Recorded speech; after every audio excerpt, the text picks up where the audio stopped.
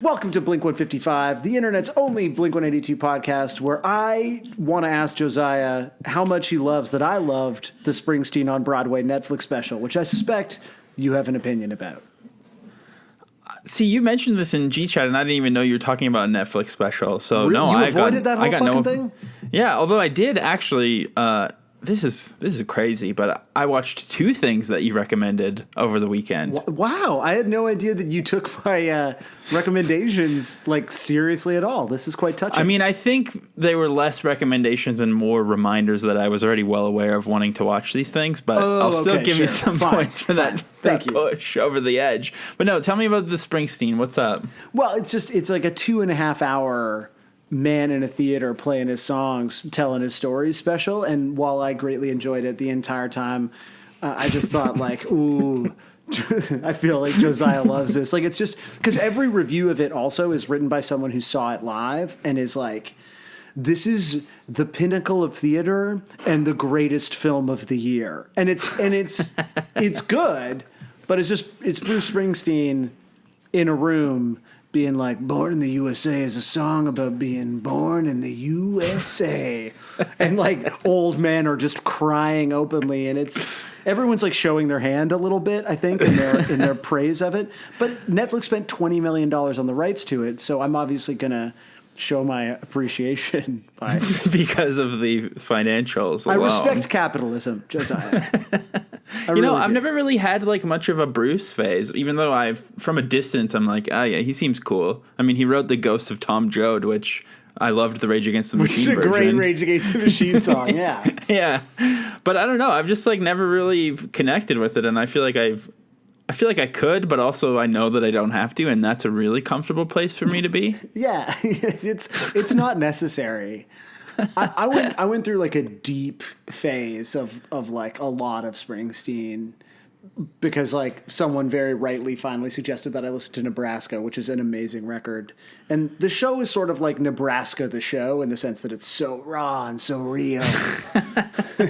But because I feel obviously Springsteen is the spiritual predecessor to a lot of the music that I like that you hate. Yeah, is Springsteen sort of the predecessor of Fest, maybe?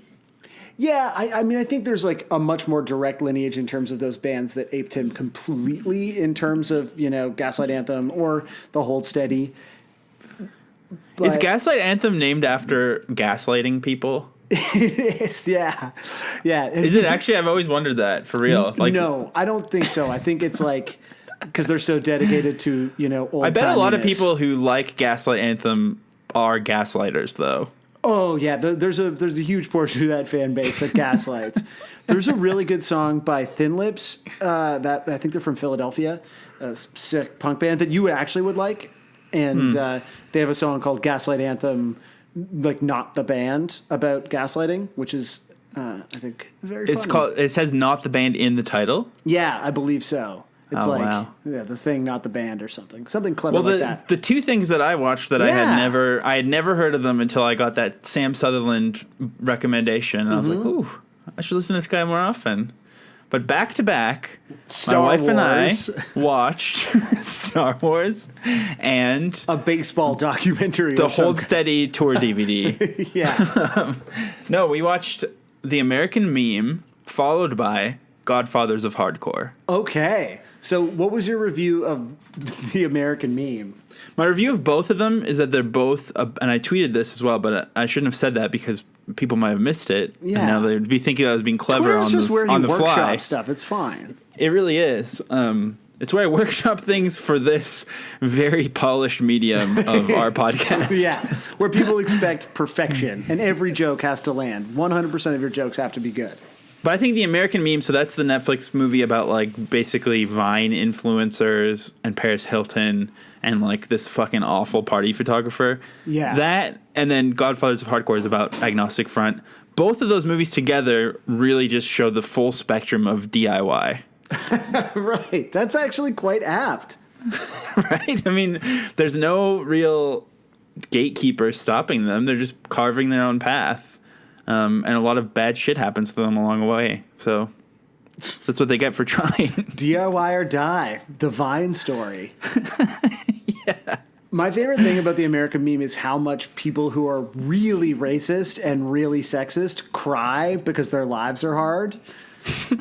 It's like that woman who's like the Vine influencer is like, it's just really tough and I struggled so much, and they'll like intercut a Vine of her doing some obscenely racist impression. Yeah, you're like, what the fuck? This person is not sympathetic. Or the party photographer whose whole thing is champagne facials, and it's just. The guy is like a scumbag. He's like, it's traveling's really difficult on my personal life. Yeah. Like, cool, man, cool.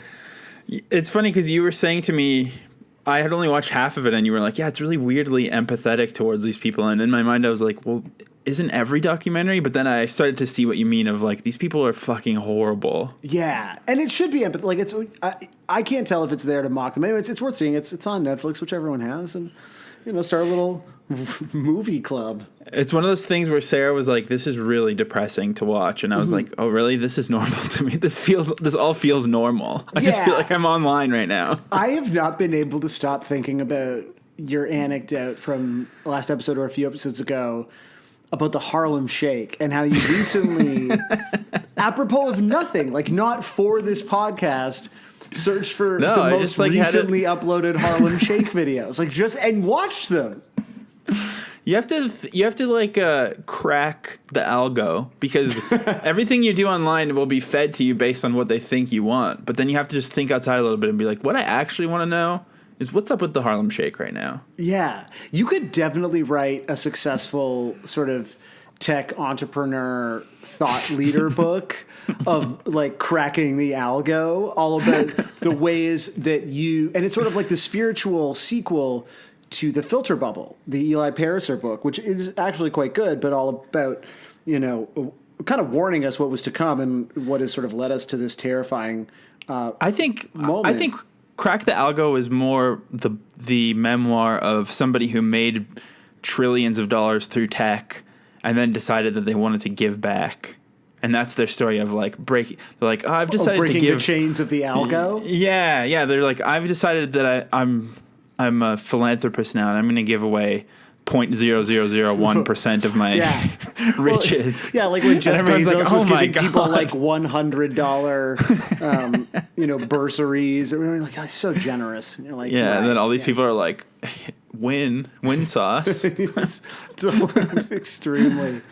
I think though, like you could be like a Chingy style sort of spiritual tech leader. And you could show people how to sort of break free, to burst out of the bubble. Maybe you could be a professional bubble burster. What does Chingy have to do with this? Because Chingy is the oracle. He's the digital oracle that AOL employs. For anyone who's not familiar. Oh, yeah, that guy. Not Chingy like the rapper, like Chingy. Yeah, I was thinking of the rapper Right There. Which was such a sick song. Truly sick. Unfortunately, the Chingy that I'm referring to has no sick rap songs. Instead, he has very loud hair, sort of big, I'm a creative glasses. I really do hate this name too, because it sounds like such a slur. It sort of tumbles out of your mouth not entirely comfortably. And yeah, you're just like, I don't know if I should be doing this right now. No, and he's employed by, I believe, AOL as their digital oracle, and so he speaks at panels. He does a lot of kind of corporate gigs, and he talks about the future of digital. That could be you. You could just I was literally thinking of that guy the other day, because again, this is probably part of me cracking the algo, how I'm just so online. I think about online all the time, but just randomly the other day, I was like, when that guy first popped up, we all made fun of what he looks like, but he kind of just seems normal now. He does. He looks really normal now. It's true. He just looks like a guy. Maybe he is an oracle. That's fucked up. But that could be you. You could be like the sort of slouchier, mustachioed, digital clairvoyant, just telling people how to watch all the unpopular haul videos from Calgary, Alberta. How to break the algo. I mean, that's what I've always wanted, and I think I've even pitched places this column before, but some antiviral content that no one else will ever see or find. And that's what we do on here too. That's the best shit, at least to me exclusively. When something has 8 views, it's so good. Oh, this is tight. Yeah. It's surprising that someone whose job it is to publish content that people will read, that will generate advertising revenue, that will keep a company afloat, does not want you writing exclusively about things that are either purposefully or by virtue of being shitty unpopular. That's a tough one. Sam, shut up.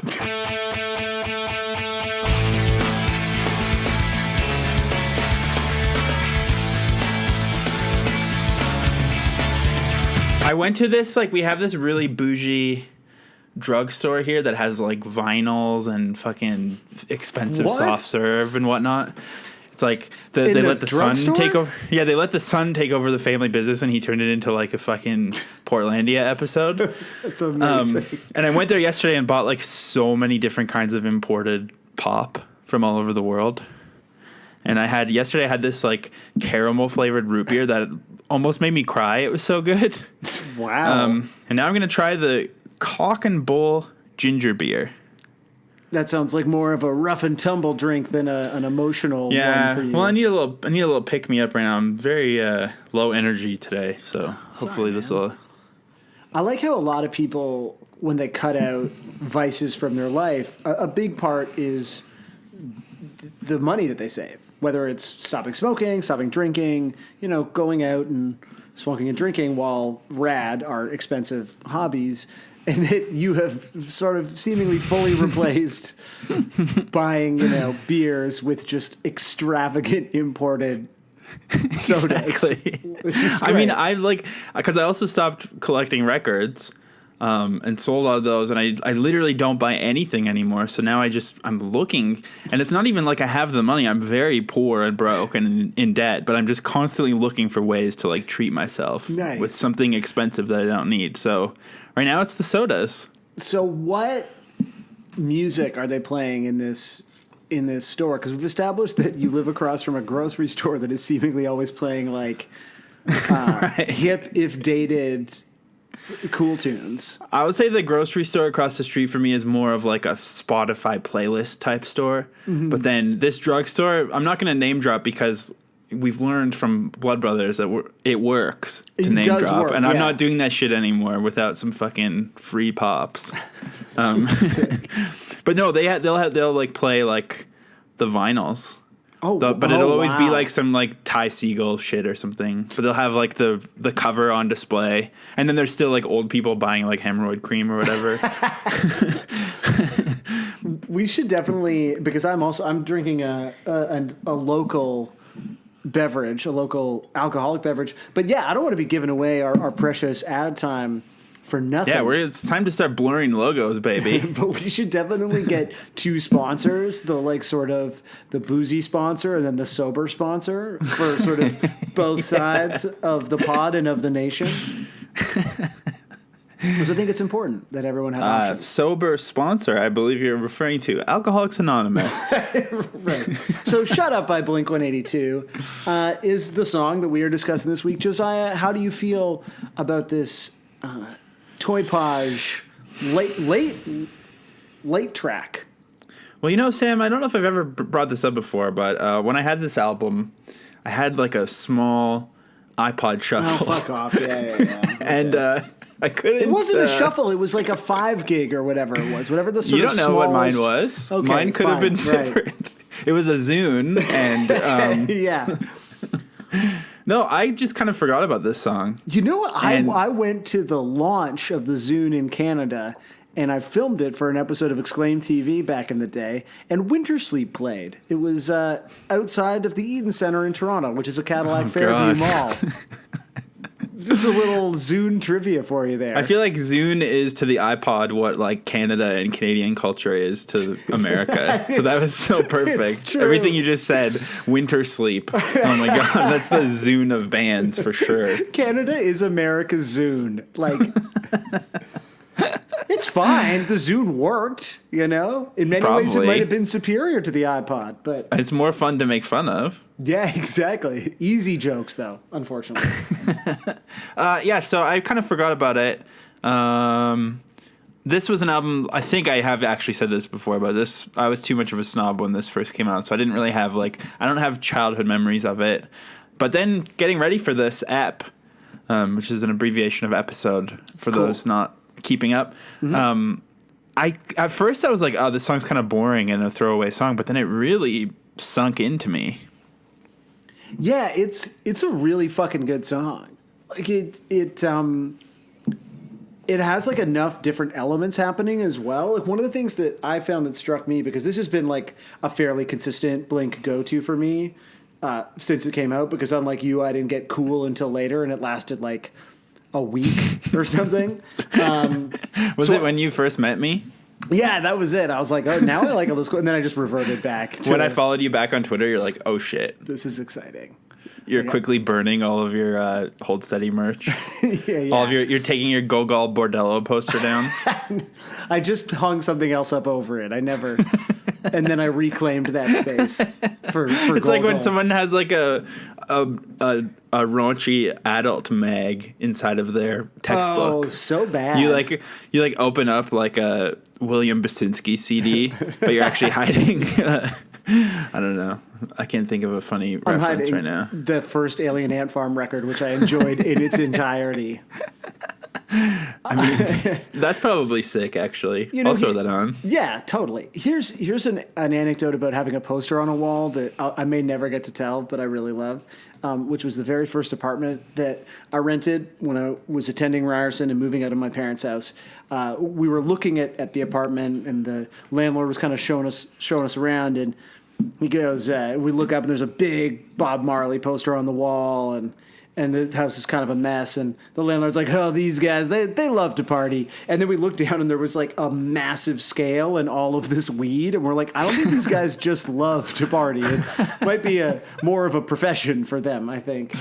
So I always think of that when people have like very literal posters on their wall, like I do. That's funny. With Gogol I have Bordello. I have a feeling you haven't listened to the Sclusa yet, the newest one, because why would you? It's too much fucking content. It's just like we get a lot of time. Like I get a lot of Josiah. Yeah. But there was a long aside about Bob Marley posters in there.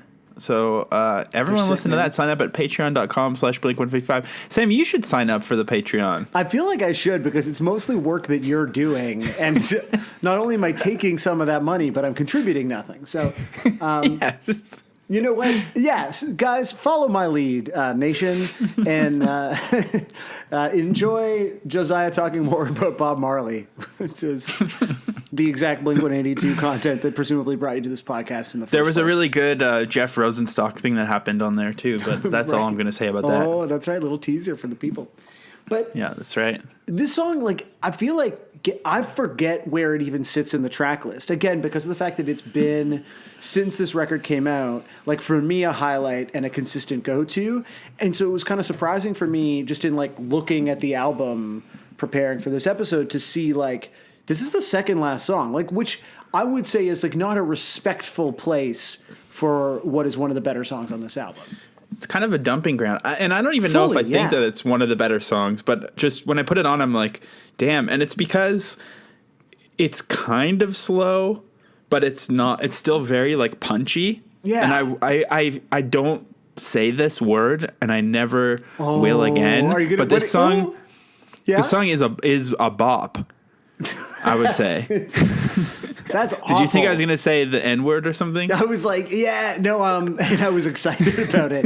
I thought you would be. I thought you were going to maybe call it angular, because there's a lot of like, like it is a bit angular, and the drums are kind of like a shaka-da-da, you know? Oh my God. There's a lot of that happening. Sorry, what are they like? A shaka-da-da. They're very syncopated. Like this is very much a good alt rock song. It reminds me of like Third Eye Blind or something. Yeah, but I remember like trying to play along, because I would put this like record on my Discman and play along on the drums in my basement all the time. And even though like I have never been like 1/100th of the drummer that Travis Barker, I am. that you are. Oh, Travis. Oh, okay. Yeah. There's a lot of songs on this record that are like very fun and relatively easy to play along with. Like Anthem Part 2, you can like hit those fucking beats, and you can't necessarily do all the fills, but it's like it's a fun song to play along to. Whereas like this song, and I don't want to like jump ahead, but like the chorus is insane. Like it's just like like what the fuck is he doing? And yet it does sort of work because it's appropriately angular and bop. It's a bop. It's a bop. It really does sound like what Self Unentitled would have sounded like if they hadn't gone full swoop hair. Yeah. Like it sounds like they're trying to experiment with being Blink-182. Yeah, because you have like the verse has the like kind of tinny drum effect on it. There is like sort of playing with what Blink sounds like, and even I'm jumping around a lot, but like the bridge has that like kind of clean, sort of very like Fender sounding guitar, which isn't like really a sound that they were associated with. And like for me, because I never listened to like cool guy 90s indie rock that utilized that tone more, it was like, no one's ever played a guitar like this before. How does this even work? How does one develop such a, outer freaky tone? Sam, I think you should become a music writer again. Should I? Outer freaky tone? This is some best music writing 2018 shit right now. Yeah, I know. I'm on one. Well, this sort of reminds me. Oh my god, yeah. See, saying you're on one, me saying it's a bop. Like I feel like, and even me doing this reference is so gross. But I feel like we're doing "Hello, Fellow Kids" right now. Yeah, it's really, it's all very upsetting. We gotta listen. Like the pod needs to grow, and I think it's important for us to sort of capture the youth market by using their by being lingo. more of a low key stan. I think we'll do better. Yeah. Okay. Good. Or maybe we should high key stan. Oh. But yeah, the guitars in this, like when I hear the guitars, I think of sort of this, and I didn't realize this when I thought it originally because I don't think I've seen this before, but it does remind me of like the background music of an MTV show, like a reality show, but not like we call California songs bed tracks. It's like when you hear a background track on an MTV show and you're like, damn, I need to like figure out what this song is because it's cool. Right. Yeah. Okay. And that doesn't happen very often. That's a very specific emotional response you're describing, but I do know what you're talking about. But then it's because they're in the Urethra Chronicles too. Not only do they follow them recording it in the studio, but it's soundtracked by the riff, and it works perfectly as background music. But I'd never seen this before, so it's a little bit long, but there's a lot of really great quotes. So why are you worried about that all of a sudden? I'm just gonna go for a walk around the block while this plays. No. Okay, so I sent you the link so you can kind of look at how funny their outfits are. I don't know. This is like a weird in-between phase where they're not... I'm glad that it's a long video, so you're letting me follow along and not any of the other people who are potentially tuned into this conversation. If you want to follow along, just Google Blink-182 and it should come up, probably. Yeah. Hey, look who uploaded this. Blink-182 fans Indonesia. Oh, Indonesia coming and through. That phonetic spelling shows that in Indonesia they must also pronounce it Blink-182, which is a big debate that happened that we haven't brought up on the pod yet. But I like that when something too mainstream happens with this band that we do an entire podcast about, we ignore it. Like for a few days, Blink-182 was like a thing on the internet. And we just like never talked about it. You probably engaged with it on Twitter lightly. I didn't really, because we had already had this whole talk about like Australians and British people like a year ago, and B, fuck that. They let them have their fun. All the normies, the true heads know that it's all about Blink 12 and 68 and I don't know, whatever other dumb bullshit. The best thing about that is like that's like a funny joke, and then like there was like a few times. Oh fuck! I'm sorry. I'm so sorry to do this, man. I'm sorry. So a friend of the pod, Justin, and I were abroad for a reason. Oh, on tour. I see. Yeah. And actually, let me be earnest for a second. The other day, I guess I've just been alone with my thoughts a lot lately, but I was like, I really hope I didn't rob Sam of the joy of being on tour by calling that out, because it's great that you went on tour. That you have that much power over me and my emotions? You should be allowed to go on your pop punk podcast and brag about going on tour. Right. Yeah, and I would if I wanted. I mean, I share the same. We don't need to get into this, but like, I mean, I share the same sort of reticence. To me, tour is like camp, right? It's one of those things. And I went to and worked at a summer camp, and I recognize that it's the sort of experience that you just like feel the need to talk about, and that other people could not care less about simultaneously. And so It's like telling people about your Blink-182 podcast. It's exactly like that. Yeah. So I'm fine. I'm totally fine with that. But the point is, there were like, I think at least 2 times, without exaggeration, on tour where I would like almost make kind of like a 69 joke. Like I was like filling up gas and I was like, check. Like it ended up being like $69. And I think I like went to Justin, was like, check it out. And he's like, damn, one off from the sex number. And I was like, that's good. So yeah. We don't, true like, we heads just no. don't need, True heads no. We don't need the mainstream Blink conversation anymore. Yeah. Maybe we'll just never will do an I Miss You episode because it's fucking too normy. It's way too much. Yeah. But anyways, so I was thinking a lot too, because Tom DeLonge just shared this like wistful throwback photo the other day of the him one of in a frog. Blink-182. Pardon? The one of a frog. No, not that one. He also did sell his house, which I think says a little something about his relationship status, perhaps. Right. But he shared a rumors. He shared a photo. He shared a photo with the Blink guys, as they're called. and like Tom looks really cool in it, and they both look so stupid. They're like, they look like they've shat themselves. They look like they're wearing Josie Long Johns in this photo. It's so uncomfortable. Like, I get that it was the style, but this style is not going to be cool ever again. But Tom looks cool. I wanted shorts like this. So this is like full. I think it was like, oh fuck, what was the song where they gave out all the money? Is that Rock Show? Yeah, Rock Show. So, like, Rock Show, I feel like was like the peak of their pants. Like, just you could see so much of their pants in that video.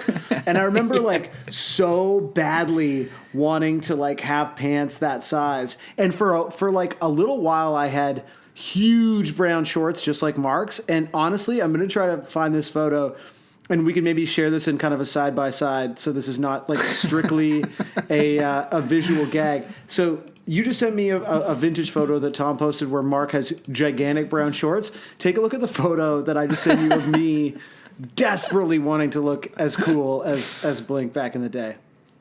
Let's see. The caption here says, "Tour is dumb." Oh, it actually does say tour is dumb, yeah.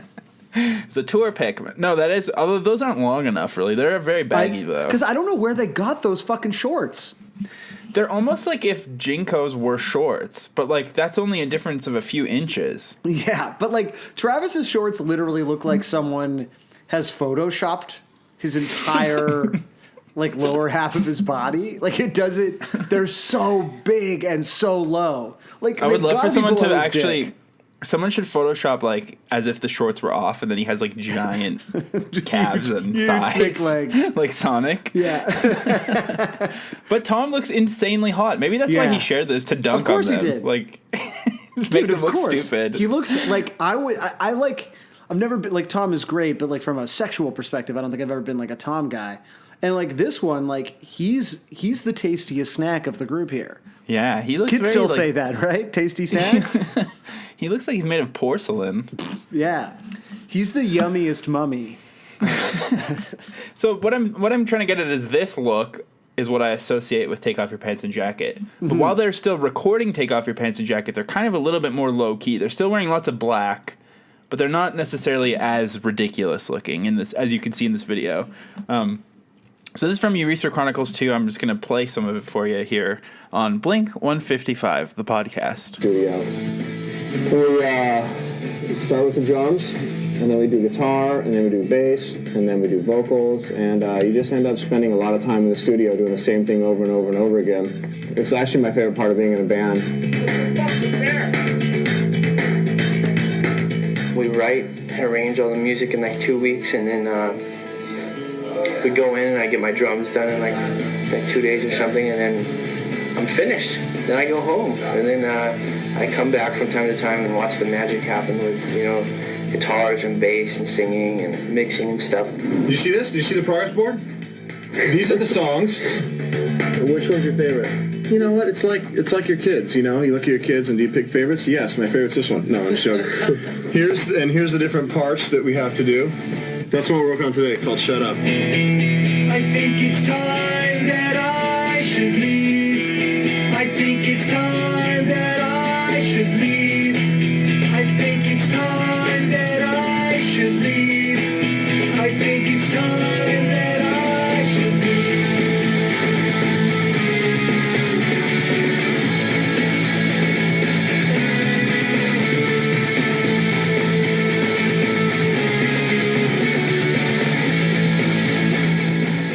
It's honestly not a matter of who messes up more, me or Tom, because Tom does mess up more than I do. Vocals, I usually sing all the songs in like one take. Easily like in one take. Like sometimes I don't even sing the whole song. I'm so good. Like I just sing part of it, and like you don't even.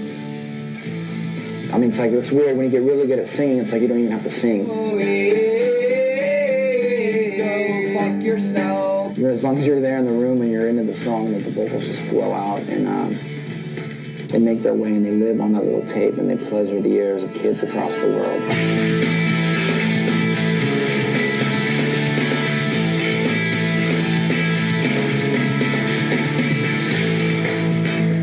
You go on Mark's computer and you hit home button, and the very first thing comes up is two hairy guys just fucking a bear that comes in, and they go, fuck, let's go fuck the bear. They go, fuck, let's go fuck the bear. And they're fucking the bear like this. Ooh, big bear, fucking. Come on, dude.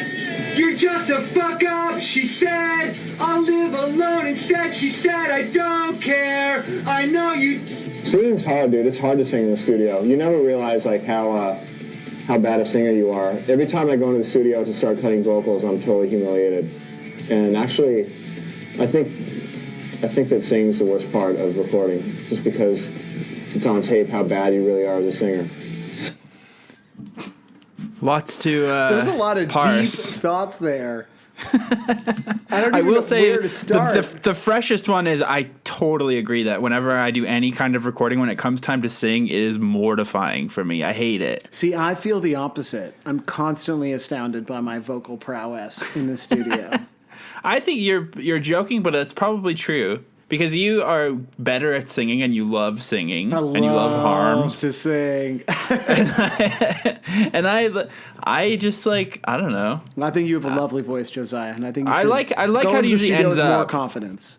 I like how it usually ends up, but when I first start, I'm like, oh my god, this is so bad. And then when you add in all the like messy guitars, then it sounds cool after. Yeah. But I don't know. I So- like the idea of just you get so good at singing that you just don't sing.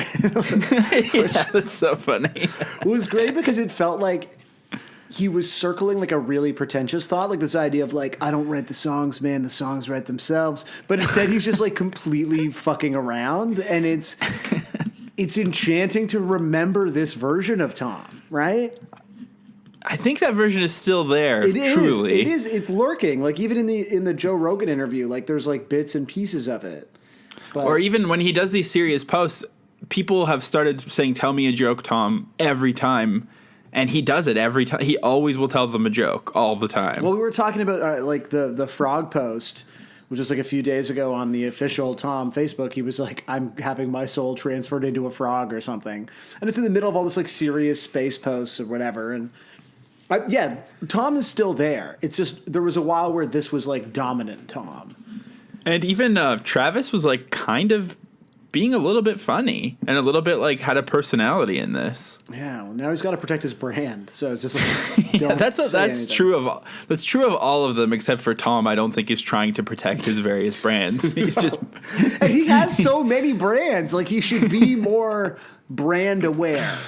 I know, and I really like how the video shows their like chart. It's just like handwritten and has Yeah. stickers all over it. That's so cool. It makes them just seem more down to earth than I imagine them being. But I know actually Blink-182 is a pretty down to earth band even still. But there's something about like, yeah, just the hand drawn like song names, bass, like left guitar, right guitar. Like it's just like normal. Like they are truly mortal beings making a mortal rock record. And seemingly having like a decent time doing it. So, and the video also reminded me that the guitar solo is really interesting because it kind of reminds me of like Pablo Honey or something. there's like some really like, again, musically interesting stuff that I think you're right really foreshadows Self Unentitled.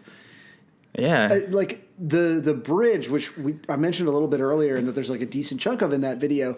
Listening to that, you're like, that's how all modern emo bands sound. Like that's how Modern Baseball sounds. Modern Baseball is like someone heard that and then also heard a Weaker Than song and was like, cool, this is enough for me. Thanks. Right. So they took this and then wrecked it. Yeah, and then that's what every fucking punk band that Ian Cohen reviews for Pitchfork sounds like now.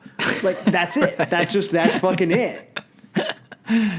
I put punk in scare quotes there, by the way, so you could know I was being punk I could feel about that. it. You know, whether you do that or not, whenever you use the word punk, there are scare quotes. Don't worry. It's implied. Yeah. So I guess what we really got to figure out is what the song is about. And that's something that people are trying to figure out all over the place. And it's really the goal of this podcast is to do a... Well, listen, we are part of the songmeanings.net network. And so, as such, it's our job to really plumb, lyrics, understand allegory and illusion. It's hermeneutics is what we're doing. So, But no, I did have to Google that word to remember what it means, but I said it, and now I'm smart. but you couldn't like just cruise past it. You have to like hammer it in here. I'm too open. I'm too much of an open book. I can't pretend. You know, It's just constantly pulling people behind all those curtains you have. So there is sort of a punk. Whether like there's a debate about if this is about an ex-lover or his mom, right? Yeah, so we talked about this a little bit before we started recording, and there's absolutely two possible interpretations of this. So I always approach this as like a relationship song. And then I reread the lyrics last night and was like, was I like in a relationship with my mom? Like it sounds like very, like my mom is not terrible, but I just mean like, there's absolutely... You always say that so quickly, and it reminds me of Buster from Arrested Development. Right. Like, isn't mom great though? I'm sure your mom has her flaws. No, not a one, man. And so... But maybe the point that you're making without realizing it is that this is sort of like a fuckboy song again, where like his girlfriend basically is his mom. Because she even says to him, your life is meaningless. It's going nowhere. You're going nowhere. You're just a fuck up. This is like Buster's anthem a little bit. Like you could absolutely imagine a scenario in which Lucille is the target of this song. Yeah. Either Lucille, like really, right? Like this could be, although I guess Lucille 2 is much more supportive. I kind of got too confused by Arrested Development and gave up. There's a lot going on there. It gets too fucked. But before we get into our own interpretations, I want to mention, because in the ad-filled, synergistic, cross-branded program tour guide for Toy Page, in the tour program... I didn't have a sponsor. Like, was there like a big fat General Electric logo on the front of it or something? Well, I just remember there was that quote about Tom DeLonge being like, I've been punk my whole life, ever since I was a skinhead in grade 7 or whatever. And then it's like beside an Atticus ad. Yeah, totally. I think the whole thing has like ads for all of their different clothing companies, which I think there were even more than we've mentioned on here. Maybe we should do a exclusive about their various brands. I think they all had like a brand for each part of the body kind of thing. So there's like... They could like have just Blink-182 has its own winners, or Ross Dress for Less, just of Blink-182 brands. Dress for Less. That would be sick. What's another one? Burlington Coat Factory. Yeah. You know, one of those classic places. Yeah. But in this guide, Mark said, this is his quote about what it means. Throughout life, people will try to control you, tell you how you should live, what you should think, how you should act. This is my message to those people. And then, lest you think he's not a true punker, he says, like Bad Religion says, everybody knows what's best for you. Hell yeah. Bringing Bad Religion into it. Do you know that song? I looked it up because I don't know. I don't listen to Bad Religion. It sounds like fucking pirate shanties to me. But the song is called Best for You from Suffer. Yeah, dude. It's a sick record. That's, you know Is what? that I feel like when was this? 2001? If you had say you're like a punk older brother and you're someone in your family forces you to take your younger sibling to Blink-182 and you're pissed off because you're a true punk. Mm-hmm. And then you happen to buy them the cross-branded booklet, and then you see that quote, are you going to be super pissed off, or are you going to be like, ahead? It must have been, like, as the punks would have said back then, a real pisser. Because I remember we've talked about the Seeing Blink with Bad Religion opening, and there were vintage punks there, like, so stoked for Bad Religion. And there's just almost no way that the kind of people who had a fanatical enough devotion to Bad Religion to see them play an amphitheater show opening for Blink-182 did not simultaneously harbor at least a deep resentment of Blink-182. Right. And but then again, the beautiful irony that I love about Bad Religion is how, and I forget the names because I don't care very much at all, but the guy that runs Epitaph is in it. Yeah. And so he's Brett Gurewitz. Brett Gurewitz is in the most respected modern punk band, and there was scare quotes all over all of that. Yeah, I but could hear he them, don't also like literally every word had a scare quote. Yeah, exactly. But then he's also like responsible for Ronnie Radke. Like, how does that?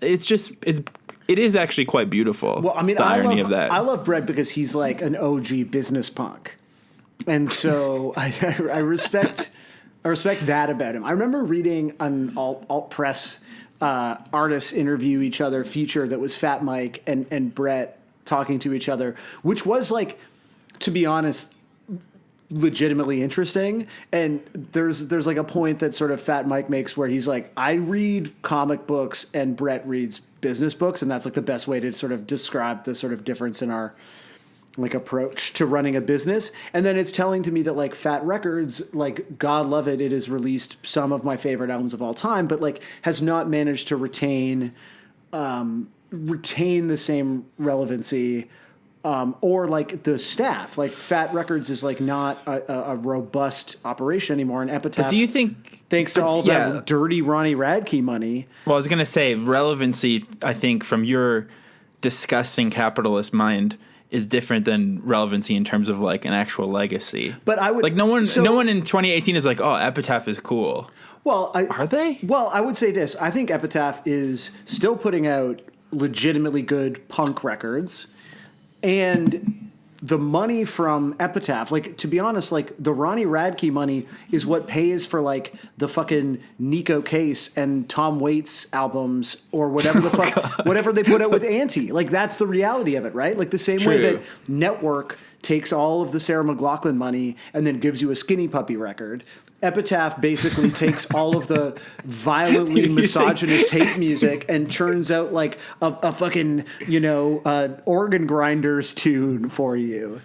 Every example that you've just used, one after one, made me want to get up and leave the room. You like Nico. I bet you like Nico Case. Come on. No, I'm not into that. Are you fucking serious? And also, fuck Tom Waits. I'm not into Tom Waits. I love Tom Waits. I am open to the fuck Tom Waits argument, but, like, Nico Case is legitimately a treasure, and you're wrong.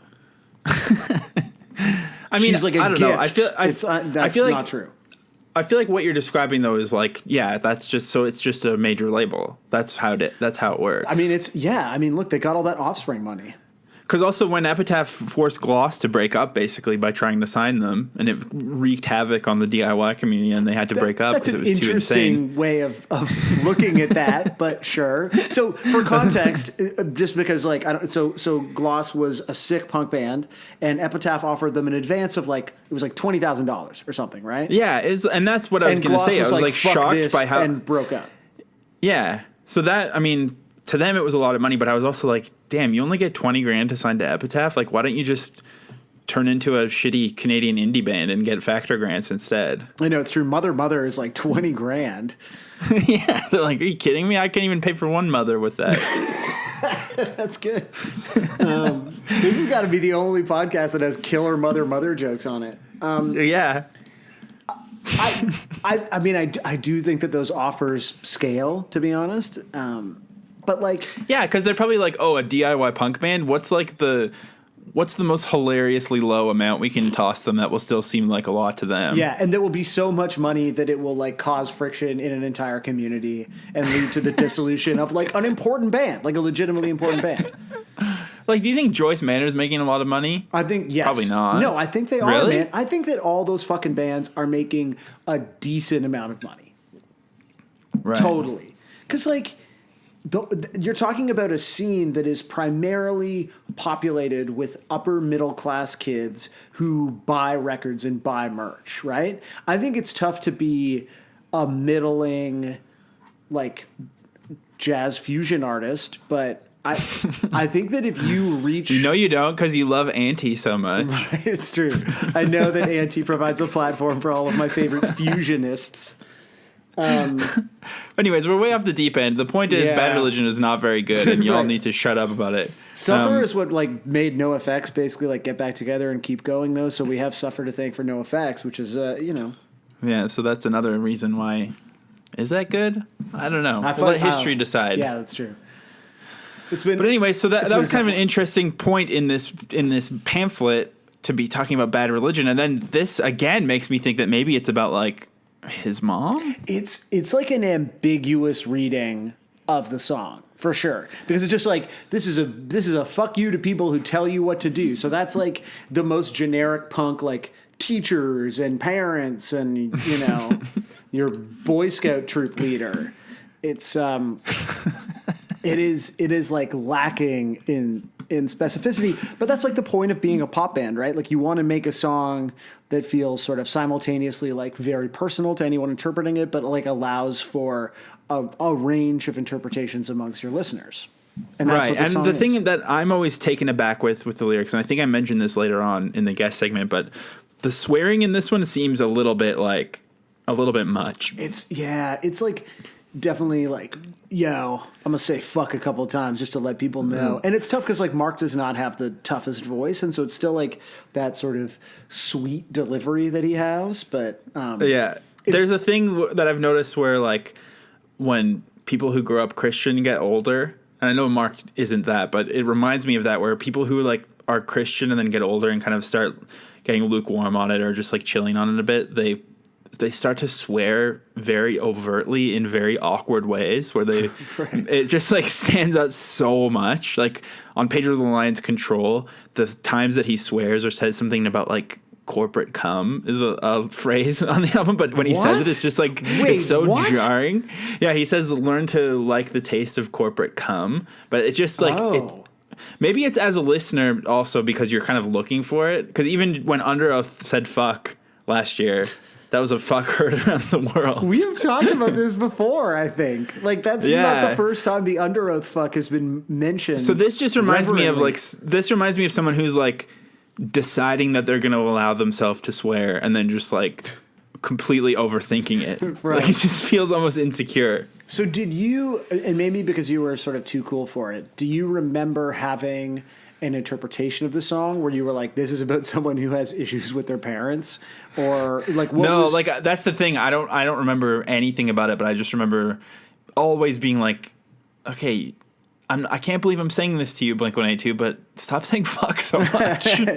you're trying to be too fucking cool. See, and I'm guilty of it. I didn't swear, I feel like, as much at the beginning of this podcast, and then as I've gotten like more and more comfortable, I'm swearing, but maybe I'm also trying to be cool. I don't know. Maybe Swearing does rock, and I love it, it's a and I think it handshake for cool rules. people, yeah.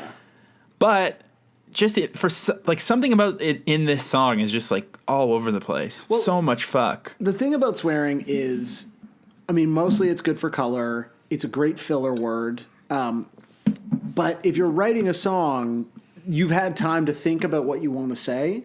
And with sort of notable exceptions where it provides that color or it provides the emphasis that you're looking for, you're kind of like, could you not come up with a better word? I mean, you had like a year to think about whether you wanted it to be fuck or not.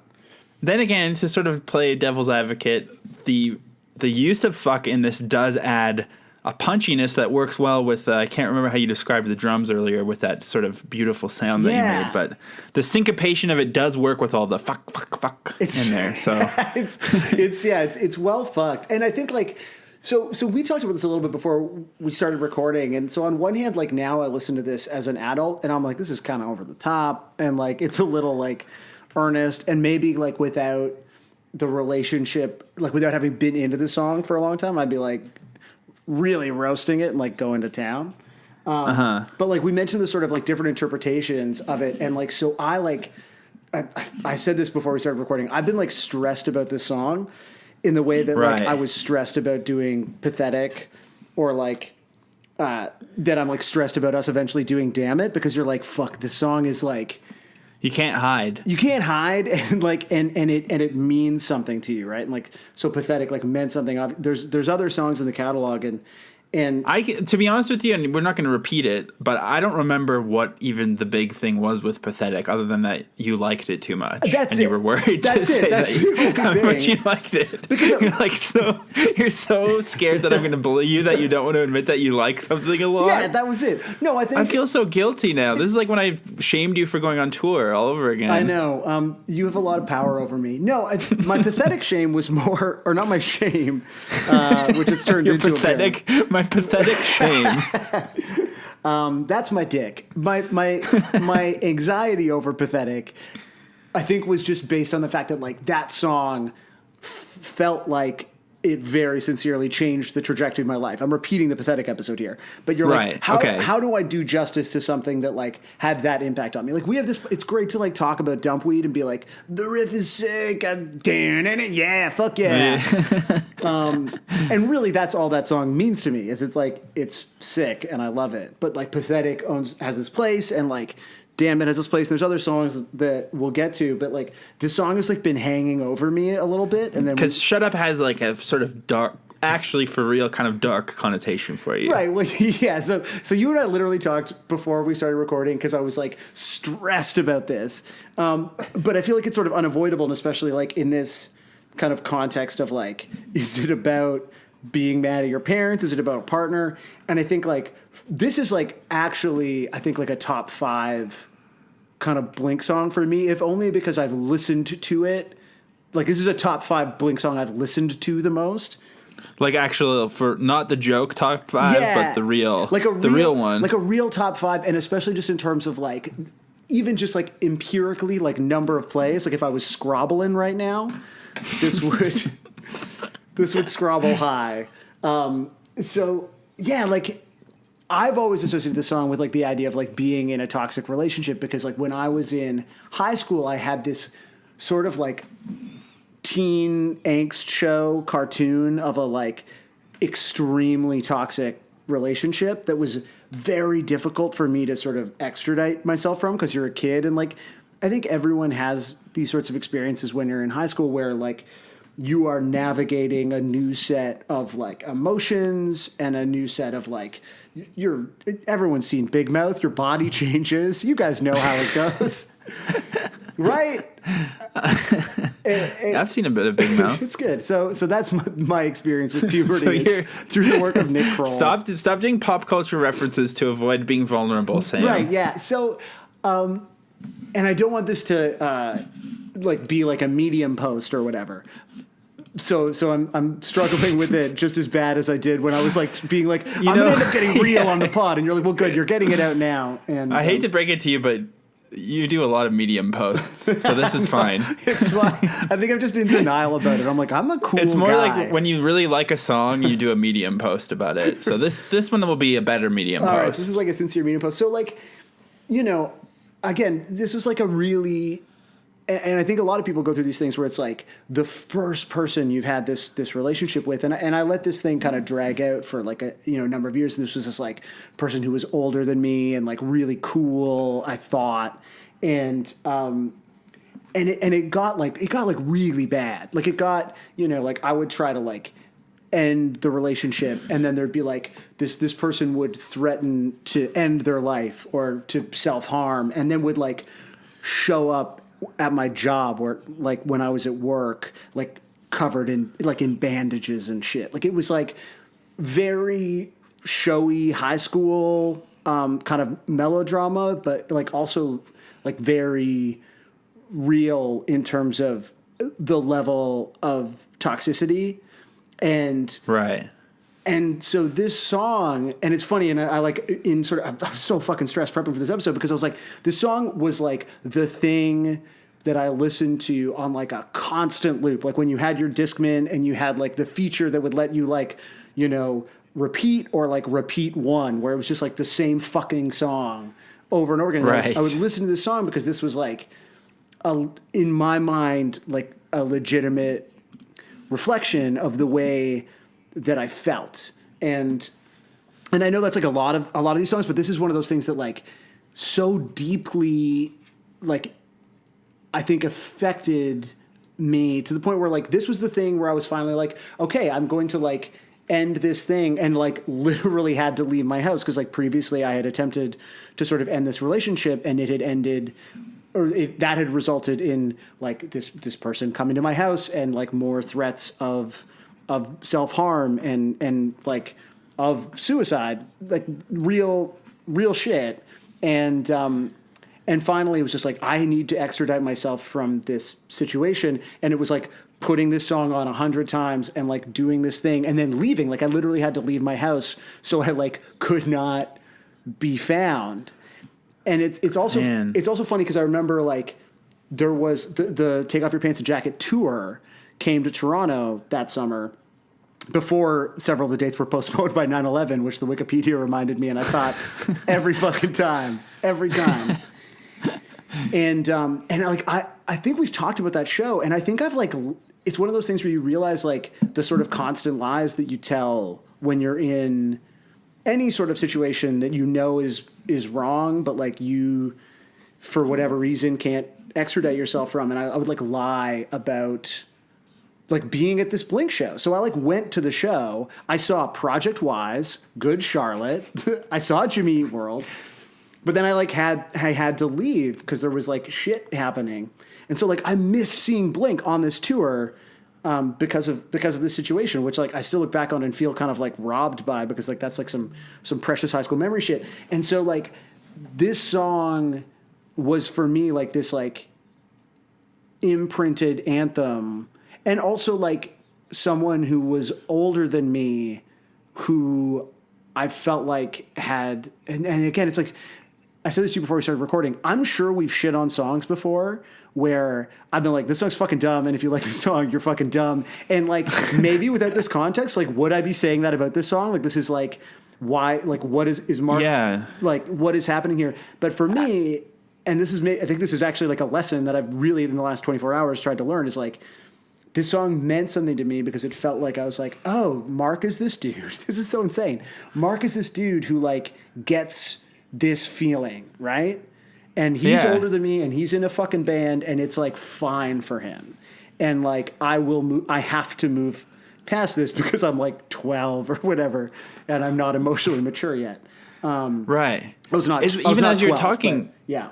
Even as you're talking right now, I'm realizing the same sort of thing, which is like for example, earlier this year, not to brag about articles I've published this year, because we've already established that I think you that's are gross. Although you ended up doing a pretty good version of that, which I very meta, and I appreciate it. But I did interview Bo Burnham about 8th Grade, which is probably my favorite movie of the year. Mm-hmm. And he was telling me in the interview that like he didn't want to try to avoid cliches because life is just cliches and things feel like cliches. And like when we make fun of songs for having bad lyrics or whatever, we're kind of just doing a surfacey read, because like the reality is when you're in these situations, when you're having a fight with someone, or you're like in pain, or you're depressed or whatever, the thoughts that are going through your head like are pretty fucking corny, but they're real. Yeah, and so that's why these lyrics are like, you look at them from a distance and you're like, this is pretty damn corny. But like, I'm sure no one is like in a traumatic experience or having a fight with someone and like doing good prose in their minds. You know? Right, yeah. So that's kind of cool to see that something like this could have an effect on you in that way, and then know that yeah, that's totally like any song could have that effect on someone if it hits at the right time, I guess. Yeah, I mean, I like that at this time you were like well beyond Blink, and I was like, Mark understands me, which is I mean, I was probably having those exact same moments with like a like really Justin cheesy Modest Peterson Mouse or song. something. Okay. No, like probably like Modest Mouse Oh, or okay, yeah. I don't even know, like something else really corny too, but just a different flavor of corny. Yeah. I guess like the other thing that in this like horrifying monologue that I'm now doing about this, which hopefully is better than the version of it that you got before we recorded. They're both good. I'm Which into would you it. say is better? I think this one's a bit better. They're both almost exactly the same in a frightening way. Right, I practiced this. Well, because I talked to Ashley about it last night because I've been kind of like worked up about it. And like, I guess this is the part that feels really melodramatic, and I should have checked this with you before we recorded. But like, just because I think there are these multiple interpretations of the song, the one that I ascribed to and the one that like made an impact on me was about this toxic relationship, like wherein I was made to feel quite bad, like for a number of years, and I was not in that did not feel good, and I think that that's unfortunately something that a lot of people feel, and that's why these fucking songs get written, is because like people like this feel this way. So the other thing is just like I know I'm the unresponsive person of the pod, so this is super dumb. This is so dumb, but like I'm just gonna like once this episode comes out, like open my DMs or whatever, because I personally felt like for the last 24 hours, like literally this started to feel like this weird therapy for me where I was like unlocking shit I had like actually forgotten about for 15 years that I just sort of buried, where I was like, oh my God, that was like really fucked up. And that was like part of, I had this conversation with Ashley last night where I was like, I don't know how much to talk about, but it's just like I can't avoid it because that's what this song is to me. It's like this song is like very specifically this capsule and this like catalyst for an important change in my life that like I'm incredibly blessed, and I've like my life is insanely good, and this was like this bad time that I could not get myself out of, despite my wonderful family, despite all these other factors that I have that exist in my life as supports, and I just couldn't, and it was fucked up, and I still think back on it, and it's fucked up, and there's things about it that still shock me, and so I guess all of that is to say that like after talking about this for 20 minutes, I'm just gonna do that thing because like if there's any, Sorry, you're saying you're gonna open your DMs. yeah, which I know is like a joke. Yeah. It's like bad, dumb. Like, No, it's DMs good. are open, It's not. But it's like because I found this like it's actually been a weird 24 hours for me, like just being like, how am I going to talk about this? And then like I needed to talk to you about it for like 20 minutes before we started recording. Right. And just if this spurs anyone else to think about a thing that like if it's like this song, the kind of shit that just like registers, just like not the stuff that we did around like Adam's song. No, right. Like, but this song just like registers for me in this like embarrassing way. Not that anyone should ever be embarrassed with these things. It's not. You sound like a robot that's malfunctioning right now. Right. I'm sweating, man. I'm what all you're fucked up saying about is this. you're sweating because you literally just said if anyone needs to talk to you, they can, and that's a very good thing. That's And how I feel about that. I'm going to hold Sam's hand through this and say, my DMs are also open. The pod's DMs are open, Yeah. and like for some reason, this podcast seems to sometimes help people get through shit, which is very weird, and I don't really understand it. But at the same time, if you ever want to talk to us about anything that we've talked about on here, or if somebody's making you feel uncomfortable Yeah. to do with the pod, or anything at all, you can talk to us at any time because I don't know why, but you just can. Yeah, well, I'm always here. I'm always online. Sam's always in meetings, but he'll get back to you eventually. yeah. Try Josiah first. He'll just be better. No, and if we've said anything glib that bothered you, you should message us as well. Because that's one of the other things is that like the reason that we do this pod is because we like love this band, but like music isn't just about like thinking that Scott Raynor is a good drummer. And I think that's like what weirdly like this prepping for this episode forced me to confront is that like it's not just about like getting into punk, and it's not just about like, oh, this is a sick riff. It's like these things can mean something as you move through your life, and especially because Blink is a band that most of us listen to during these like tumultuous and impressionable times in our lives, there probably are going to be songs that like trigger a thing for you. And Totally. And if not I've to ever been mention glib that, about like- that, I apologize. To people. Yeah, the That's thing all. is, I mean, I think that it's really fun to make fun of everything, including serious, important things. Yeah. But the reality is, like, everything's cheesy. Life is corny and embarrassing Well, and the Bo cheesy. And Burnham that's thing is kind of perfect. What's that? What you said, the Bo Burnham thing from your interview with him is perfect. Yeah, totally. Like, it's just like, I don't know. I mean, these lyrics are still pretty cheesy, but it's They sick are. that they really connected are. with you. Yeah, it's and again, looking back at it and being like, wait, have I been like reading a lot into this song about someone's mom? Like, what is that's troubling. You know, just from a sort of like psychological Oedipal perspective. But yeah, that's my interpretation of the song "Shut Up" by Blink-182. That's funny because I thought it was just about cum. Yeah, that's like literally the conversation I had with Ashley last night. She's like, "Why can't you talk about that on the pod?" I was like, "Because the pod is about cum. It's a cum cast. We're talking about corporate cum, and that's it." But No, Sam, I think I need to tell you, Sam, that my DMs are open to you, my friend. thank you. Anytime that you need. You don't have to be afraid of opening up your little heart there. A little heart hole. It's Your little heart hole. yeah, but it's, you know, again, sort of thinking about it has really been this reminder of like, you know, we took a shit on like First Date, which was like fine and funny. And then it's like, oh, like this is people's like first dance at their wedding. And you're like, that's an amazing memory. And I don't want to be taking it. Not that I want to like us to not be honest about our opinions and we need to be able to make fun of these things. Because that's like why we're here. But, you know, I don't want to take a shit right on anyone's heart. And so I just imagined listening to it. So now you're kink shaming, basically. Yeah, Is what you're saying.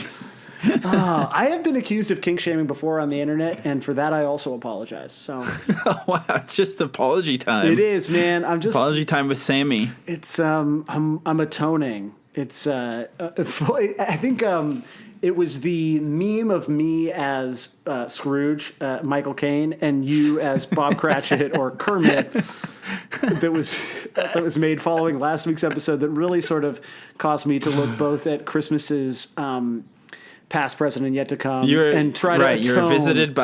You're visited by Mark, Tom, and Travis. Right. Who do you, I guess, like, who in that context, which of them do you think is the Ghost of Christmas Past? Like, because Ghost of Christmas Okay. Past is like the jovial one, right? Oh, well, are you talking personality wise or like just because I think Mark is past because he won't let go of the past. Yeah, totally. Travis is present because he's like living in the moment and just looking for things to fuck And or he's put on a t-shirt and then he's all about like contemporary, like hip hop. Like he's very much in the now, totally. yeah, he's not like he definitely says all the time. Oh fuck! What's like a cliche about like we could die tomorrow or whatever? Like live for today, kind of. He's very carpe diem. Yeah, totally. And Tom is obviously the future. Living in the future, I mean, yeah. without question. Fuck, that really works, eh? There's, I hope some enterprising theatrical company stages a Blink reunion that's actually just exactly this somehow. They get all their members and they make it happen. Maybe next Christmas that could be a gift to all. Well, of us. Sam, I don't want to walk all over your moment of vulnerability. Well, we got but to I have transition out of it. We had. I have something really important to share as well, Thank fucking God. which is that Simple Plan also have a song called "Shut Up." So I'm just gonna play a little This bit song of it. also like really helped me out through some dark times. Me too. I think it's from 2009 from their album "Still Not Getting Any." Sick. There you go. You never ask why. It's all a big lie. Whatever you do, you think you're special. But I know, and I know, and I know, and we know that you're not. You're always there to point out my mistakes and shove them in my face. It's like I'm the one you love to hate, but not today. So shut up, shut up, shut up. Don't wanna hear it. Get up, get up, get up, get out of my way. Step up, step up, step up. You'll never stop me. Nothing you say Admit that that's really good. I'll be honest, of the Simple Plan songs that have the same names of Blink-182 songs that we've had to play on this pod, that's the best one. But It's good, that right? reminds me of another troubled time from my youth that I'm now going to talk about for 20 to 30 minutes. For real? No, I'm good. Okay, I've good. exercised it all now. Was that a single? I feel like I remember that song. I think it was a single, but like, and this Blink song reminds me as well. I think a lot of alt rock and like major label pop punk that sounded way too slick in the 2000s sounds so good now because things have gotten so slick and It's true, ridiculous yeah. thanks to Feldy that everything sounds good now. You can hear that they're using amps and stuff. I'm just more astonished every time I think about how Simple Plan really was the poor man's Blink. Like that, the album titles, like still not getting any. What was the one about balls? It's like No pads, no helmets, just balls. Like, Take Off Your Pants and Jacket is. I'm not saying it's a great album title, but it's good. Like it's good, and the little logos and everything. It was a coherent package, if you will. But the Simple Plan album covers always have these like elaborate photo shoots as well that look so cheesy. Oh, I love it. I remember like when I was still an Irony Boy, I think I talked about this last time we talked about Simple Plan too, but like not only did I go to the concert, but I remember buying the used Simple Plan CD at Vancouver's extremely hip Zulu Records. They had a really good used CD section, and I was like kind of buying it as a joke to myself to force my friends to listen while we were driving around because I was the only one with a license back then too, so I was the driver guy. Yeah. But so I remember someone working there who I probably have ended up knowing now. I don't know, but they seemed so like snobby and judgy to me. But it was around the time that no one had heard of Sufjan yet either, and I was like, I was also wondering, do you guys have Sufjan's Greetings from Michigan, the Great Lakes State? And he was like, oh, so I kind of like I flexed on him while I was buying the Simple Plan album. It's pretty felt so pretty good. Yo, I miss, because I haven't bought anything in a long time, but like, yeah, flexing on a record store clerk who thinks that you're a fucking loser. I know. Except that I very rarely did it because I was just like, do you have an album by a band called Mineral? And they would be like, you suck, yes. Well, we've been asking some big questions about life on this episode. Yeah. And I have a question that I want to ask you. Yeah. Now, what do you think the question's going to be? Should we get to covers? What's the question that we often ask around this time about the song?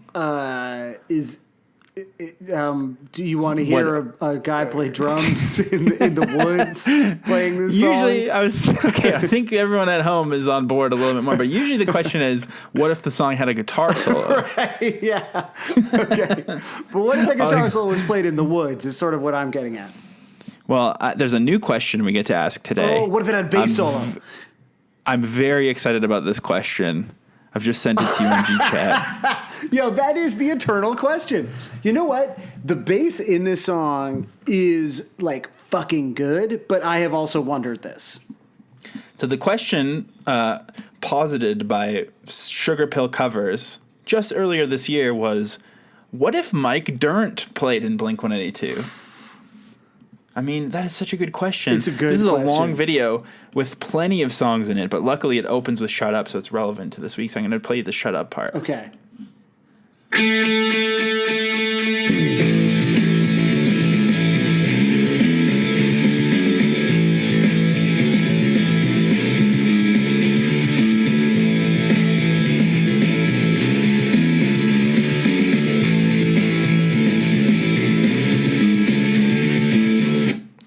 That was fucking awesome. Okay, I'm actually just going to keep playing it for a little bit of Damn It, too, because that one is even more dirty.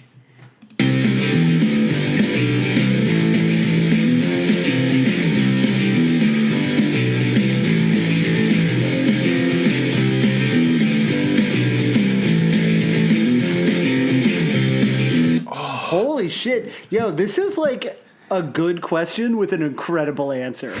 I agree. That's made me fucking awesome.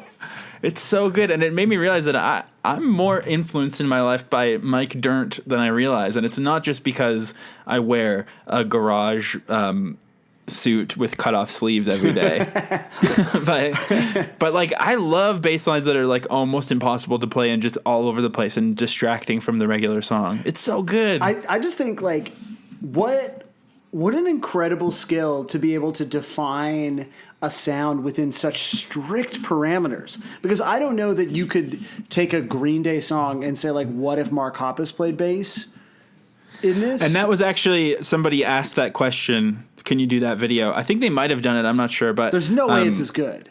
That just means you just play root notes, I think. I guess that's like it. Mark Hoppus is like a very functional bass player. And no disrespect, he 'cause it occasionally works. does something, yeah. But like on this song again, like this is like a good, like the bass on Shut Up is fucking great, but it turns out it would be better if Mike Dirnt was in the band. I agree. Yeah, you're totally right though, because it's not just like usually the guitar solo videos are like someone just doing a dumb guitar solo over the song, but this person has perfectly understood the Dirnt brain. Yeah, he's inhabited the mind, if not the body of Dirnt. He's got a sweet They Live shirt on though, so his body is also good. No disrespect to his body. Why? And he has a pup poster on the wall, which is, or a sticker, there we go. which is something for someone. Someone will be into that.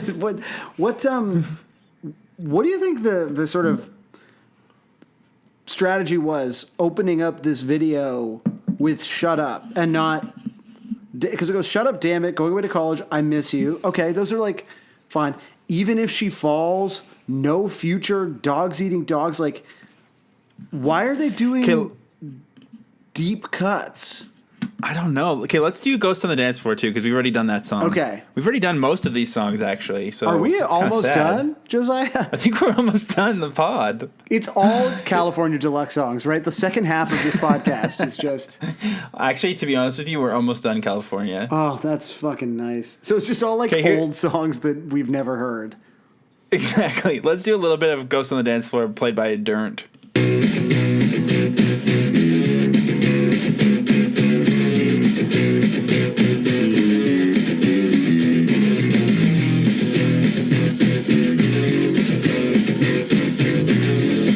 Wow, that sounds like shit, actually. I shouldn't have played that. That was fucking Really awful. ruined Holy everything. shit. That sounded terrible. Wow, cool. So I hate this person now, and I hate this video. I hate everything Fuck now. off. We had bonded for a moment of your vulnerability, and now I'm just angry again. It's true. Well, it was never going to last. Well, I'm gonna go have a hateful pee before we do covers. I'm just making a note so I don't include any of that. In case I'd like see the waveform come back, and I'm like, we're back from peeing. And it's just like us being like, Too many secrets. There's a lot of secrets. You think Sam is vulnerable when he's on the pod? I was trying to think of what it would be on mic, but you're always on. The thing is, we made a rule early on. Let's not record things that we don't want out there. And we've been recording everything. Yeah, we're like Nixon. The most salacious shit. We're just like two this is Frost. Nixons. Just Remember when you tried to make a Frost Nixon joke? no. I think it was, I'm we buried were that. talking about Twin Peaks, and you said Frost Lynchian. Oh. And it was meant to be. That's good. That's a pretty Lord. good joke. Good Lord. So covers. Covers. Should we do some? Or? What I want to know is what's it like if Mike Dirnt plays those covers? Yeah. How do you end up with the name Dirnt? Is that his birth So name? good. Like, because Sorry. Trey Cool It's is not obviously a birth it's not- name. Yeah. Also, I recently followed Billy Joe Armstrong on Instagram, and I don't know why no one told me to do that earlier. Is he a good it's follow? fantastic. He's so good. It's a mixture of like posting old 90s stuff and then posting like he posted like a whole bunch of Billy Joe Armstrong like jib jab dances. You know that shit? And he thought it was so funny in like 2018 that he was a dancing elf or whatever. Amazing. Well, I'm gonna give him a follow, I guess. That sounds fucking great. I'm going to start with some sort of a kind of trollish cover, Ooh, if you'll allow it. It sounds I know like Josiah. There's not a lot of room for irony on this episode, but No, I we thought gotta it was eke it out where we interesting. can find it though. It It's pretty interesting the name that they've chosen for the band on this upload here. Oh, what the fuck? So Kind of. I mean, guys, this is. I almost don't want to acknowledge it because we don't have room for any more numbers. It used to be there wasn't enough numbers, and now we have too many funny numbers Yeah. in the pod. Well, this is almost an attempt at being a number thing that I don't think is working. but it's almost us because the Why? uploader Why? has named it Blink 154. What the fuck? Like, what are the possible reasons for calling something Blink 154? Did we miscount the songs? Is that Well, this is from March 2017, and I think we first came up with this idea and recorded around maybe June. Yeah. So maybe he was this uploader, Connor Rogers, was just sort of, he could feel it in the ether. Oh, no. That this is pre 155, 154. I hate to say this. I actually stole this idea from Connor Rogers. This is bad. And Connor Rogers' profile pic is the first Death Grips album. So I think Oh, okay. pretty much we can see what kind of trollish thing. But so this is Blink 154, Shut Up, bass boosted, so it's dope as fuck. That's sick.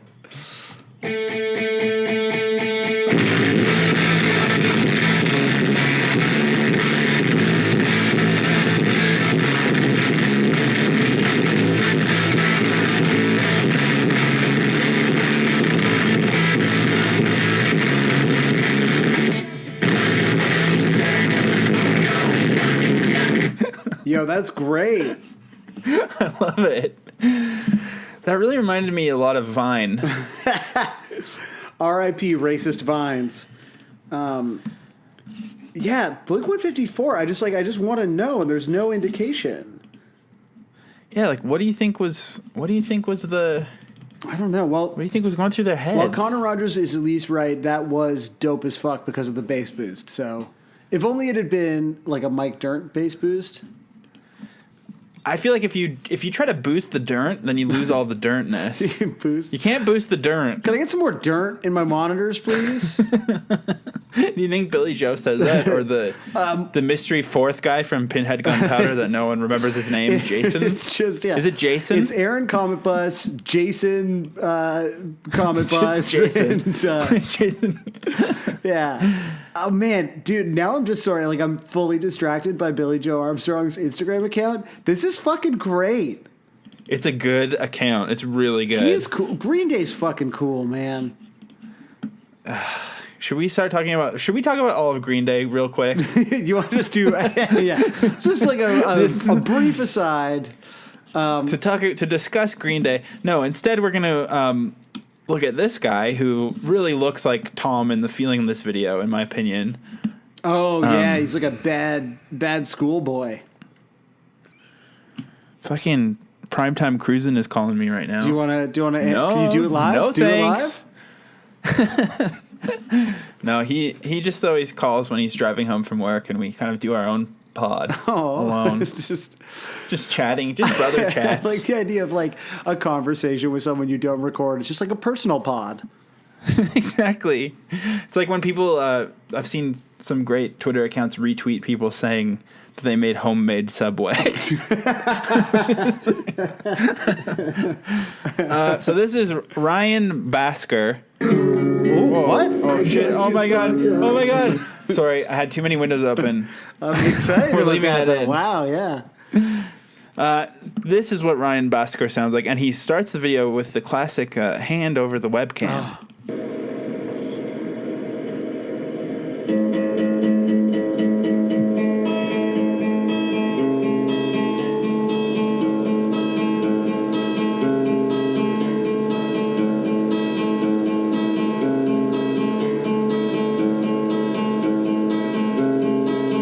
Shut the fuck up, she said.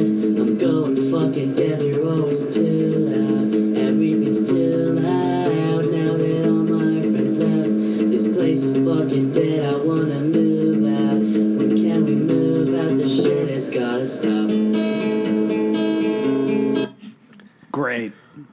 I'm gonna Very teen vibes, earnest teen vibes. yeah. I'm gonna find every cover like profoundly emotionally resonant. And but Yeah, it's gonna be a tough it's one. gonna be hard for me. The guitar has like one of those stickers on it. It's like one of those kind of like ubiquitous teen symbols, like the S. It's like three legs sort of running in a circle. Like it's sort of like the teenage swastika. I have no idea what this is. It kind of looks like the thing that you put in the middle of a 45. Yeah. Like the old man swastika. The actual swastika is only for people kind of in their 30s. Yeah, there's a sweet spot there in the middle. One time I heard someone, and I don't know if this is like common, but someone casually referred to the Jawbreaker logo. That's like it was like this person has a Jawbreaker tattoo, and they referred to it as the Jawbreaker swastika. And I was like, that's really funny because it's like sort of has that vibe. It's like a real like fascist emo aesthetic. So. Is that have you ever heard anyone say that about the Jawbreaker logo? No, but I kind of forgot what it looked like, and I'm looking at it now. There's also like a Christian symbol that looks a lot like it. That like people who instead of giving up on church get really into like Russian Orthodoxy, and then they get this like one symbol, and it shows that they're like a real head. What? Like they're like deep in, it's like the Jawbreaker of Christianity where you're like into Russian Orthodoxy. What the fuck? This is too much to explain right now. It's way too much. But also I think I like when I see someone has a hot water music tattoo, so I know not to talk to them. So I think we're gonna go. Do you have down any band tattoos? Do I have any band tattoos? Yeah. Well, I have a Blink 155 tattoo. Right. So you have a band. No, the cross that I have stick and poked on my arm is from the back of a Godspeed record. Oh, so I'm right, really yeah. I'm no better than anyone else. Yeah. Okay. Good. Just wanted to make sure we knew who was cast in stones here. Thank you for the biblical reference. Oh, Sam. I forgot that that's your people's thing. So this is like we're gonna go down a Sam path. We're gonna do some real earnest acoustic shit, and I didn't even know that it was gonna be Sam's humanizing moment of opening Right. up on this episode. Yeah. So, Well, so this is by Paper Rockets, who come up a lot. I feel like it's actually very mean for me to say this is Samish. It's not really, but this one I think has some harm. yeah, I already feel a little bit attacked. Like it's like just four earnest guys in a room. One of them has like a trucker hat with some sort of indigenous like shit on it that looks kind of problematic. Oh yeah, like is that a hockey team one? No, I don't even think it's a hockey team. It's just like an indigenous person in a headdress. This isn't totally Sam, but Yeah, fuck you, man. Are you fucking kidding me? This is as bad as I felt in high school.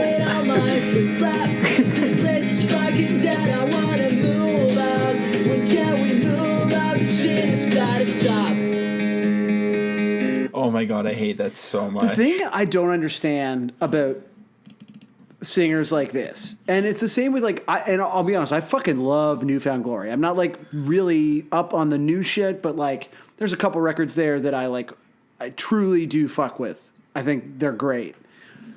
But when you hear a voice like that, or like Newfound Glory, which like sometimes sounds fine on record and like live the guy like struggles a bit, is like, how did that guy end up the singer? Like, how are you like, we've all got these various skills? Yeah.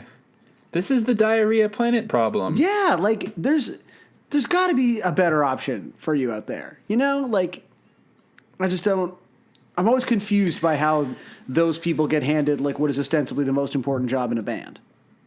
But this guy, at least, he has like the weird thing about this guy is that he has major control over that terrible voice. So it's like Right. he's perfected an impression of people who shouldn't have been singing to begin with. Right, which like that's kinda weird fucked. for sure, right? But I didn't really mean to call that a Sam one, but it was. Well, now that you know that's that I'm sort of- on edge, I appreciate you dialing that back. Yeah, well, I still feel guilty about the tour thing for ruining your tour. Ruined tour. Yeah, but no, it's because it was right beside one that I have labeled extremely Sam. All right, well, if because I feel it's- attacked, I'm leaving the pod. Well, you're probably like in this band or something. It's a band called Rebuilder. Oh, this is me. and Yeah.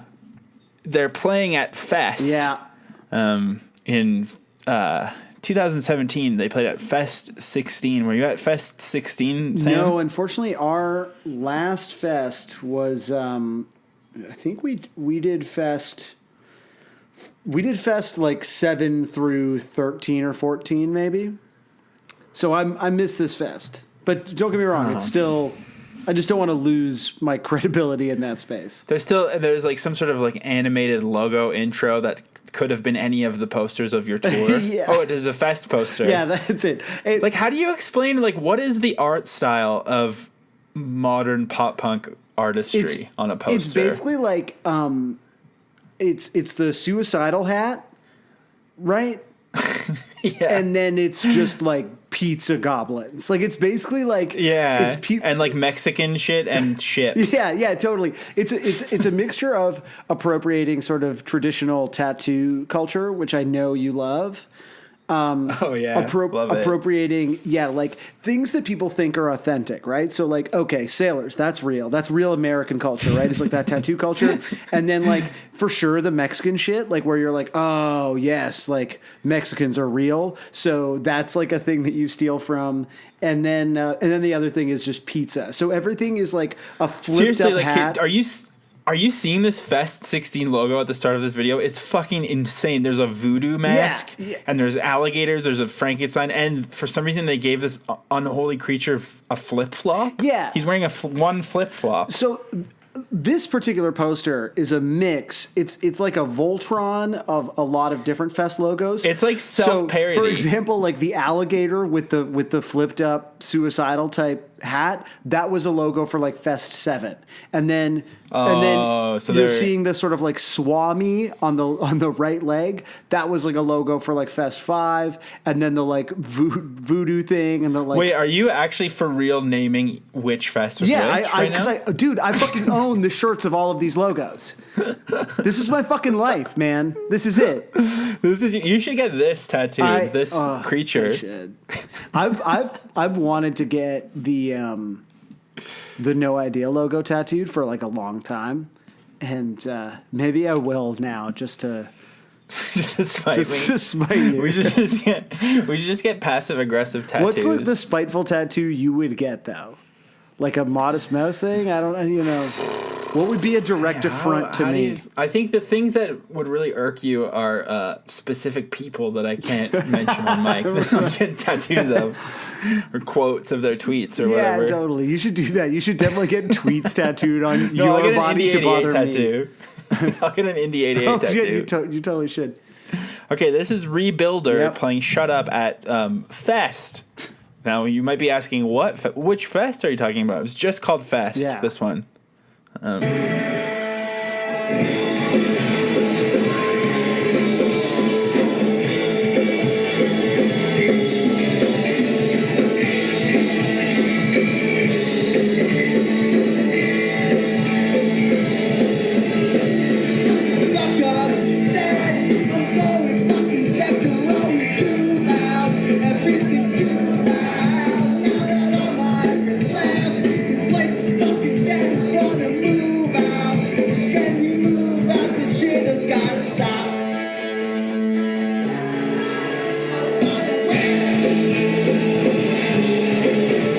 That is so Sam. That is the most Sam thing ever. And what's extra Sam about it is this is an entire take off your pants and jacket cover set this band did, which is like, to be honest, one of my favorite like Fest traditions where like there'll be these like slots where bands will just do entire records. So you'll see like Chris Number 2 from Anti-Flag had another band. The name is escaping me right now, and I feel terrible because they're actually quite good.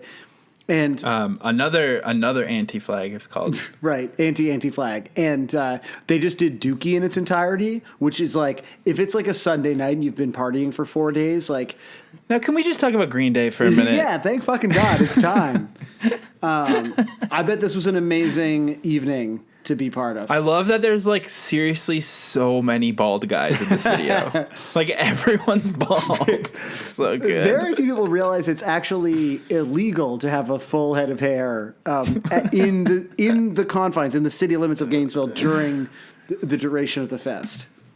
It's also making me realize that all the cussing in this song is very like pop punk, and when they say like this town is fucking too much or whatever, or like whatever that line is, that is dead. Yeah. Yeah, that is such like that's probably this place is fucking dead is definitely the name of a Menzingers album. Right. Yeah, no, that's the like- sixth Menzingers album. This is such a defend pop punk song, I just realized. No, the Menzingers are not a defend pop punk band. I can't take that Well, one lying down, man. I don't know what any of it means, but it's just stuff that I don't care about or Defend like. pop punk is like Like you- and like the Menzingers just kind of sound like What was that that's impression defend of? pop punk, and Menzingers are like Do you mean like All Time Low or fast something? Or like, Weezer. No, defend pop punk is all the like like, you know? like technical? Yeah, or just like annoying. The Menzingers are a good band. Right. I will I mean, I guess defend I'm referring more. Menzingers I punk. guess what I meant to say was orgcore. Then those are different things, man. yeah. So I guess the saying this town is fucking dead is a very orgcore thing to say. Yes, that's correct. It's a very. I'm glad we got you to the button right. up. We've spoken about this privately before, but I picture a lot of orgcore / fest people as being the kind of people who always wear button up shirts with just like. It's a white dress shirt with like a blue graph all over it. That's the shirt of Yeah. of people who say this town is fucking dead. Yeah, well, two out of 4 members of this band are wearing button-ups. Yeah, So. I know, and everyone's bald. It's great. So yeah, that was obviously some Sam shit, and it's clearly Sam season right now. Yeah. This is Sam's episode. I've made it about me. I Yeah. I apologize for not liking that. I'll try harder next It's fine. time. You got it. It's situational though. Like I'm not saying objectively, like sitting here watching this cell phone video, I'm like, it's so sick. But like, if I was like 20 beers deep and I had been only eating pizza for 5 days straight, And a suicidal tendencies hat. yeah, and I had my like fested, turned up hat, I think what I don't like about it is that it does look fun to me, and that just scares me. Because what's really fun is like listening to music you like with people who are enthusiastic about hearing it. Yeah, but is that fun? I don't know. Like, when someone like wants you to hear a part of a song and they're like making eye contact at you and they're like, no, don't miss the drum part. And it's like really uncomfortable. And I'm realizing as I say that I've done that to Sarah before too, but like, Yeah. it's not But good. It's To me, like the sort of like context here, or like what is so great about these sorts of moments is you're like, I've been to a Weaker Than show before. When they play Confessions of a Futon Revolutionist, all of the fucking people just sit with their fucking hands in their pockets and appreciate John K. Sampson's immense lyrical ability. And that's like the experience of being at a Weaker Than show. And you go to a place like Fest, and a band covers Confessions of a Futon Revolutionist, and you like have 2 tall cans that you smash into your face, and then you like Sounds grab everyone around you, and you're like, have my water so in your horrible. shaking hands, and you're like, oh, it sounds so it's bad. so good. I wish I was there right now. Oh. It's fine. We should move on. Yeah, we're going to move on to something. This is the closure of the Sam section. Okay. This is some also festy shit. This is a very festy song. This is by a band called Raddest Bummer. And they're... wait, are they called that? Yeah, they are. And this is from their album Fierce as Fuck. Okay. Cussing is cool. Yeah. They're from Arizona, and they belong to the genre known as folk punk. Oh. So here we go with Fierce as Fuck.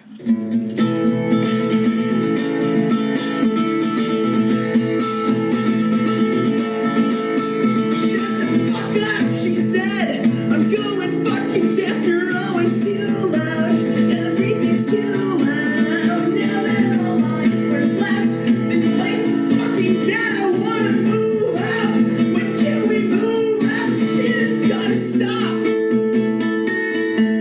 I can't cope with anymore. I was like, maybe it'll get better, but fucking damn. that was so Did upsetting. you say this was the end of the Sam section? Like you still consider this to be inside of the Sam section? Yeah, because it's fest. Like this is still probably like you're probably. I've definitely played waiting- shows with this band. Like, do you know what I mean? Yeah.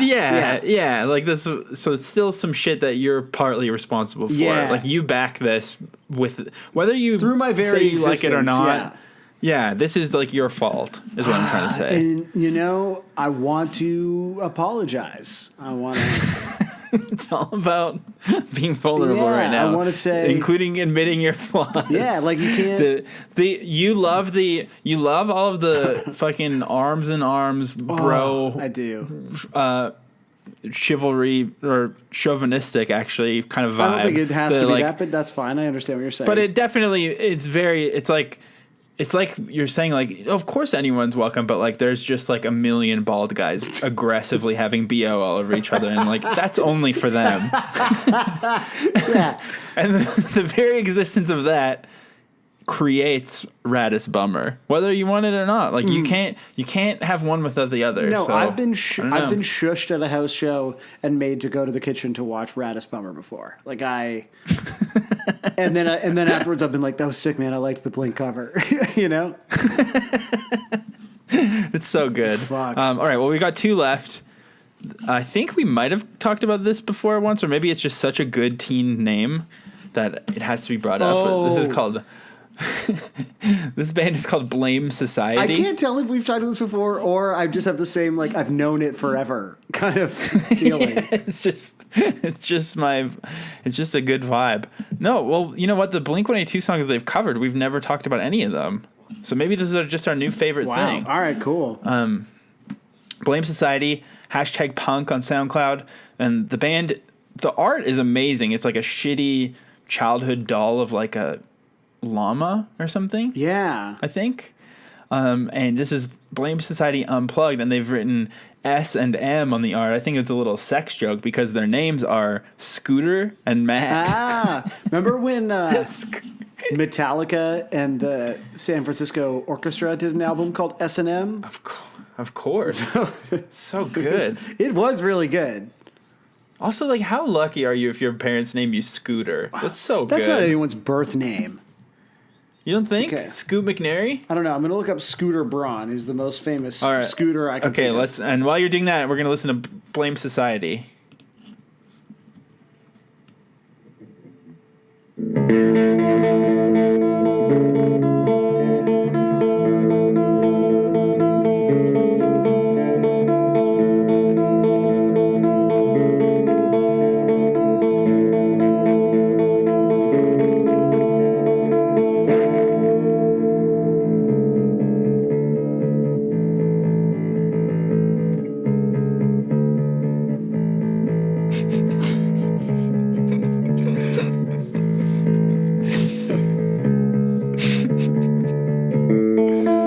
Yeah. I wonder if there's any. Is there any? No, I want to keep going.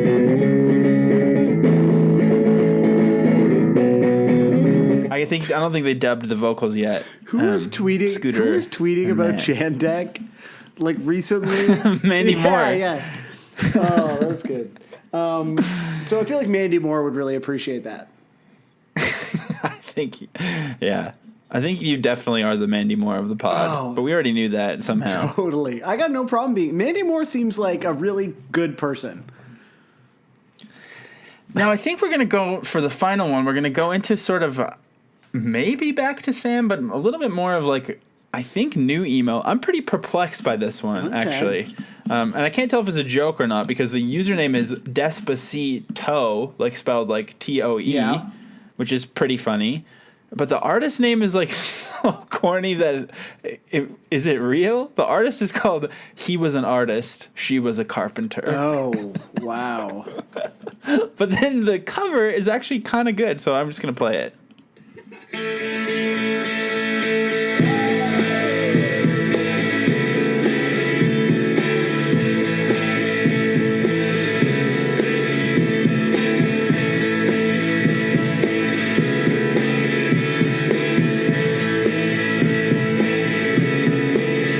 Shut the fuck up, she said. I'm going fucking deaf. You're always too loud. Everything's too loud. La-di-la-la.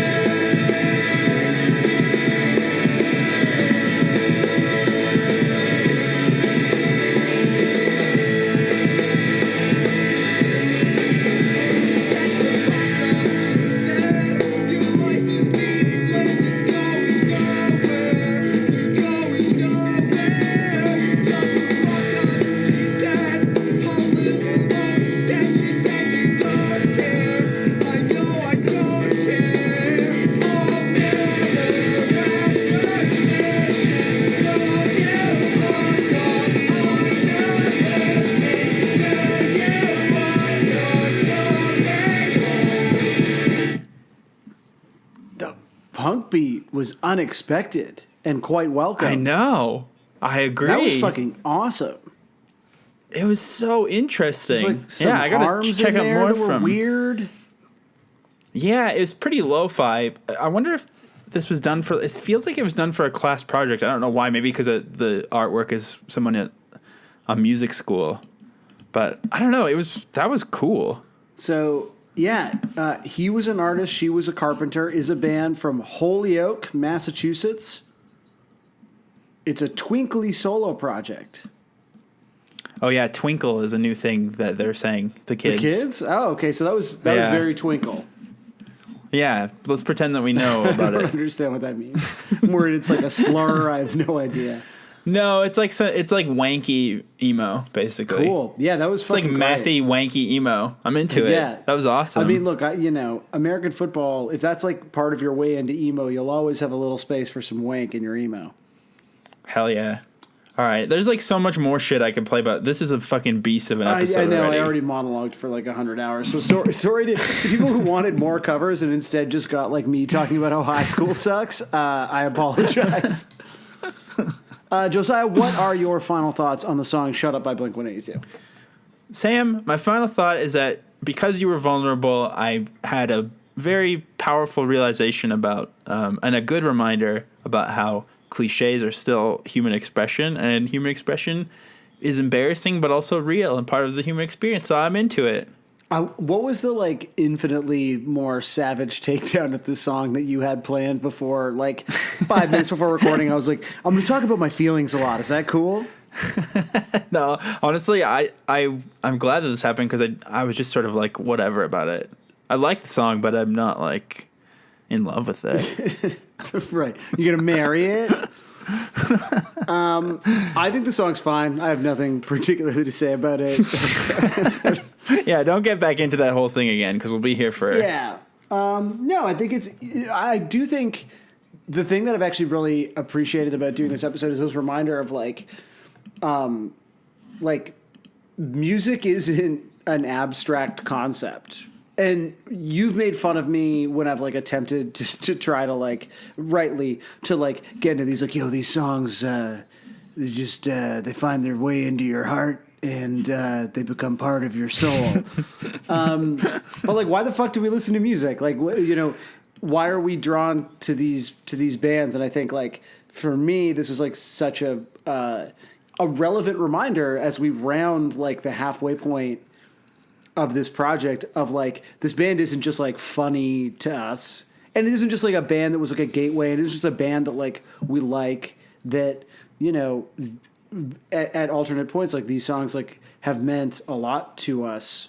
Clearly that's why we're fucking doing this, but in a way that it somehow makes like your past really inescapable and that in a way that is like ultimately positive because it's important. So the song's fine. That's it. And now we've got a 45-minute guest spot. So thanks for listening.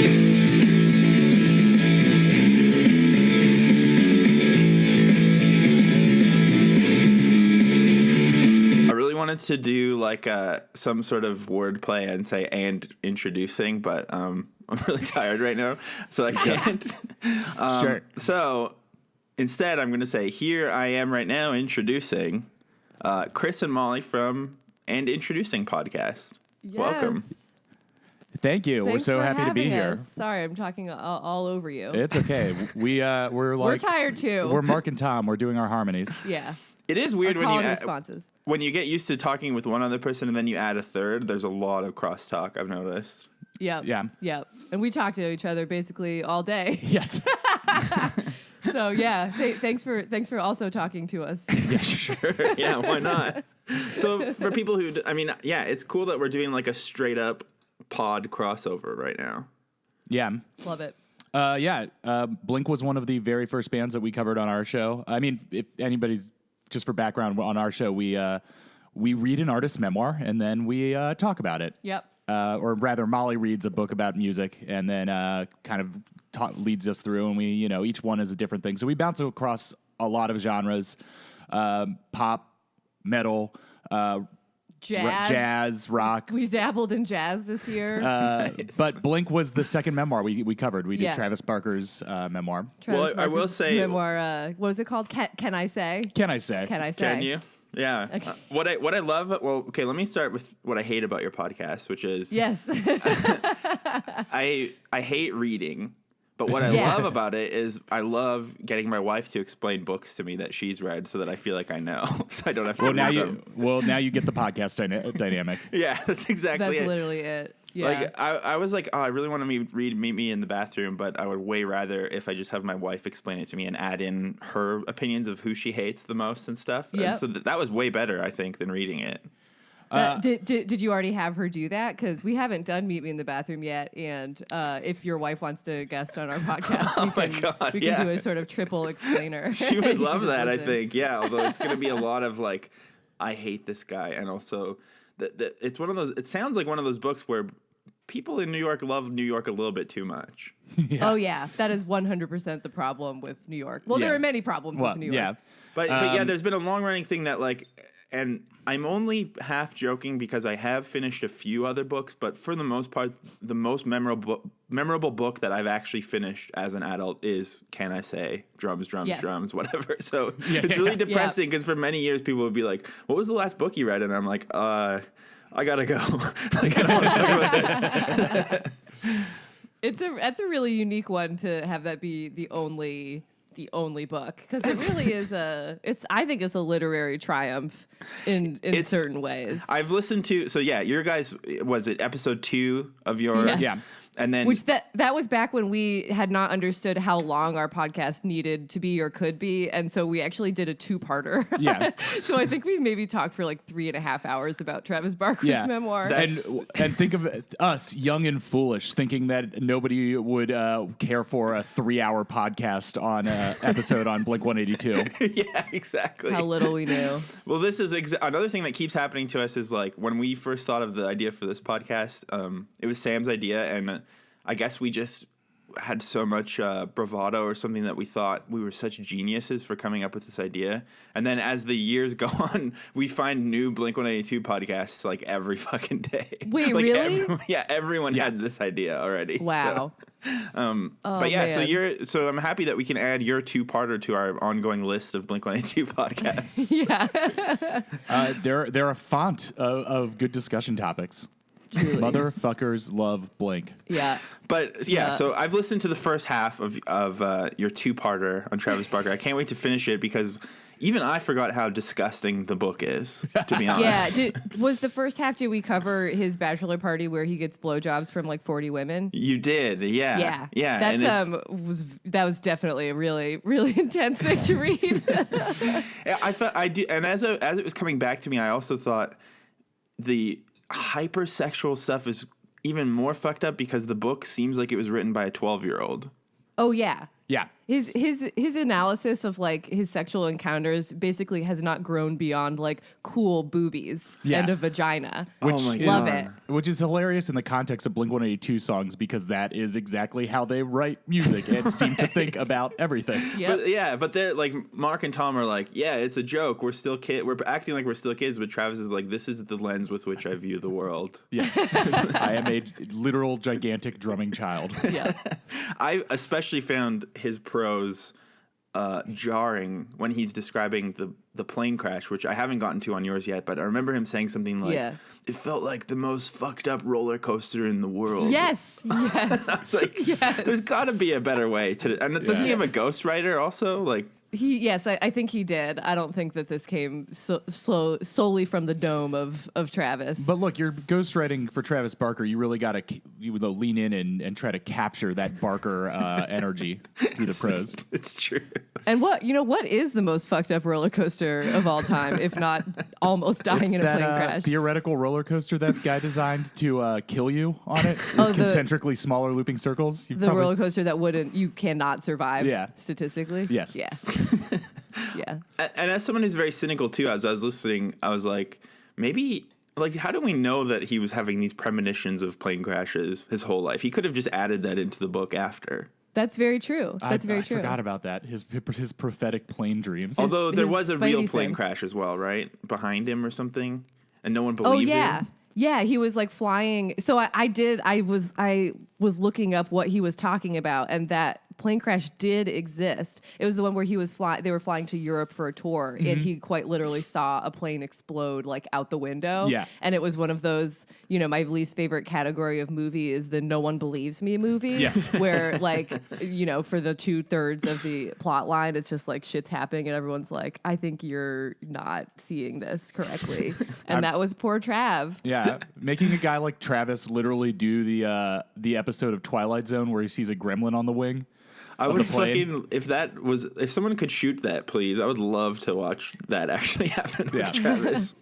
Well, I didn't even know, that's one of those things that I didn't know was a Twilight Zone episode. I just only know it from The Simpsons, to be honest. Yeah.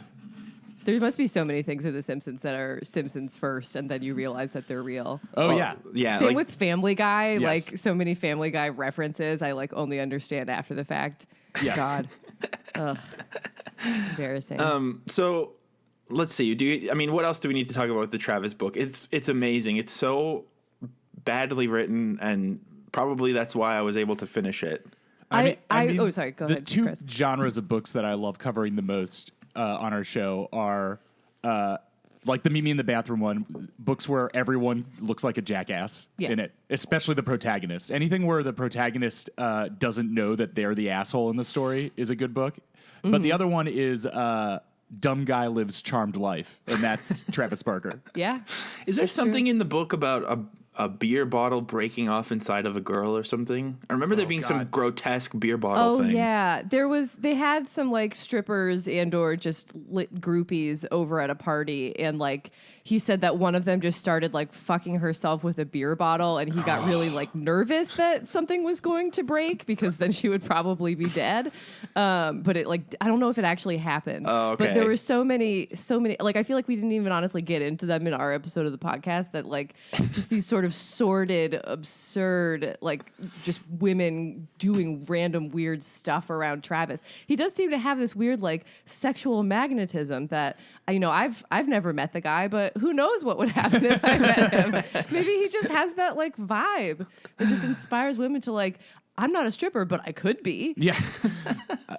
Which, again, is somewhat funny and charming when you think about, but then also is weird when you think about, like, the intense childishness around and immaturity around all of the Blink guys. Right. Yeah. Oh, my God. It makes it funny at first and then a little creepy. Well, I have some friends out here in Calgary who host a podcast called, it's called Steven Tyler Book Club, and they discuss the Steven Tyler memoir every week. Every week? Yeah, but it's, like, very insane. Like, I was on it once and I basically had no idea what was going on. It's, like, very off the deep end. But they were telling me that, like, Steven Tyler's memoir is fucking disgusting. And do you guys find that a lot of memoirs are people, like, confessing to things that are very sketchy and should not be emerging unscathed? Yes, I think that they're, especially for, like, so we haven't done Steven Tyler yet. We did do Joe Perry. And then who just talked about Aerosmith as, like, we did Sebastian Bach, and Sebastian Bach's Skid Row went on tour with opening for Aerosmith, and he said, like, Aerosmith, those guys, like, they really believe when they sing, their songs, they live that every day. Like, they really feel that in their hearts and in their pants. Like, all that stuff about them, like, loving women and, like, having sex with women. That's all true, man. And so I'm sure whatever Steven Tyler has in his book is probably filthy. But I feel like if you're around this stuff enough, it seems normal, and then you write it in your book, and then everyone's like, "No, that's not normal. Right. That's not the way fuck people are you live." talking about? Like one of the most disgusting, like, sexual, like, escapades we ever read was Marilyn Manson's book. Oh, yes. Which had like a paragraph or a sort of section about that they were calling it the deaf meat girl. Yes. Have you ever read you've only read don't. Travis Barker. Well, if you ever decide to pick another book to read, Marilyn Manson's memoir, which he wrote basically at the height of his, like, 90s fame. It came out in, like, 99 or something, or 2000. it's the filthiest shit that I've ever read in my entire life. Yes, that is a genuinely depraved anecdote in the middle of that book. Yeah. Our guest from that, Sean T. Collins, was like, when we were like, hey, Sean, like, what do you want to guest on? And I can't remember if he suggested or if we did, but he was like, hey, when you read this, like, you know, just keep an eye out for Deaf Meat Girl. And I was like, what? And then you read it. And then I read it, and he was right. That did exist. So, like, I've been writing about music for basically half my life at this point, and I'm so fucking sick of music, and it seems like hell. But it seems like hell to do this. Like, are you guys must love music and words about music, do you? Chris, do you want to take this? Yeah, I mean, we love music. I think we both try to be very omnivorous about our music consumption, especially now that we're feeling like we need to opine on a lot of things.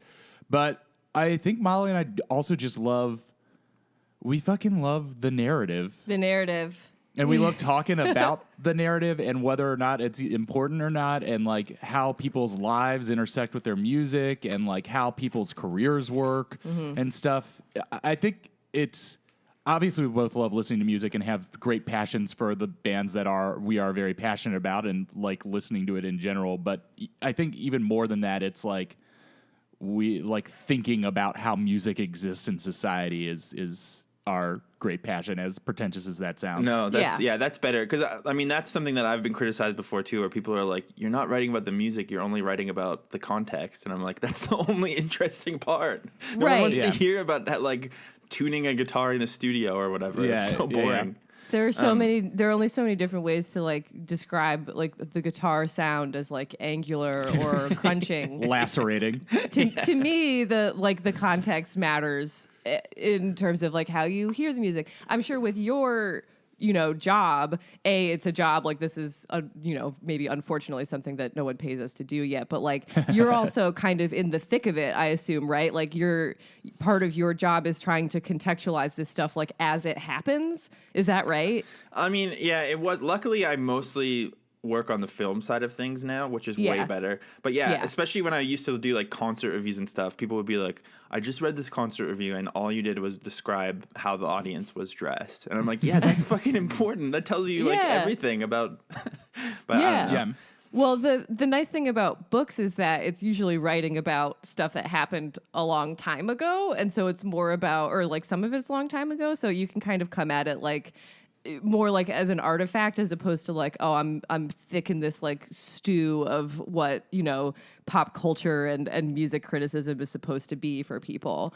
And then like, I don't know, I think it helps to approach this stuff from like the perspective of a like kind of a dumbass who doesn't know anything. Like, especially like when we have done stuff, like we just did Louis Armstrong. I didn't know shit about Louis Armstrong. Like, I think he was on Sesame Street at one point, maybe, or like, maybe not. That seems too late for Sesame Street. Or someone sang a Louis Armstrong song on Sesame Street. That's how I was aware of him. But I didn't know anything about like what his life was like. And so to be able to come from it and be like, I'm not an expert, I don't know anything, but I'm going to read a book and I'm going to learn and talk about it. I think that's what keeps it fresh. Yes. So you're saying I should read.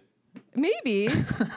Just only read gross books. That's the other thing is like this particular genre of book is like, there's always going to be new weird flavors of depravity. And that's what makes our podcast function, is that every fucking musician, when they stop making music, writes a memoir. Yeah.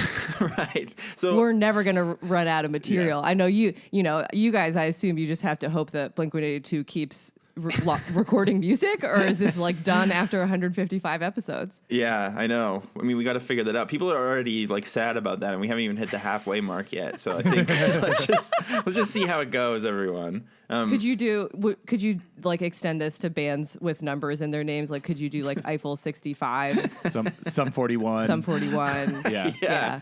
I don't know how many songs Eiffel 65 has. I assume at least 12. Yeah. They probably got one album out. As we keep going, I'm realizing how doomed I am to only talk about pop punk for the rest of my life. But I liked that on your guys' episode, you were sort of talking about your own, like, tell me about your own relationship with Blink-182. And I know, Chris, you said that you liked them and then had like a snob phase. And that was my experience as well. So maybe tell me about that. I have such visceral memories of the Blink-182. And like when I close my eyes and think about Blink, and specifically this album that this song is off of, Take Off Your Pants, I just can feel myself pushing the lawnmower around my dad's house, listening to this album on Walkman or my first like 320 megabyte MP3 player. 10 songs in your pocket. Yeah, 10 songs in my pocket. They were among the first like contemporary bands I listened to. I've mentioned several times on our podcast that the first bands I got into were Queen and Parliament Funkadelic. In like early middle school, and that was like all I listened to was either glam rock or funk from the late 70s. But all the kids that I wanted to be, all the kids I thought were cool and wanted to be friends with were punk guys, and I kind of like got myself into Blink-182 because I knew that was the stuff that they listened to, and guess what? I loved it. And like I was a big like God damn it, what's the name of that festival?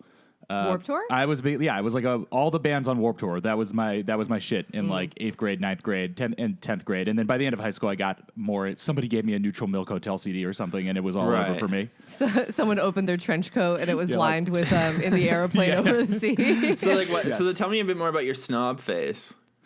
And then I got indie hard, and like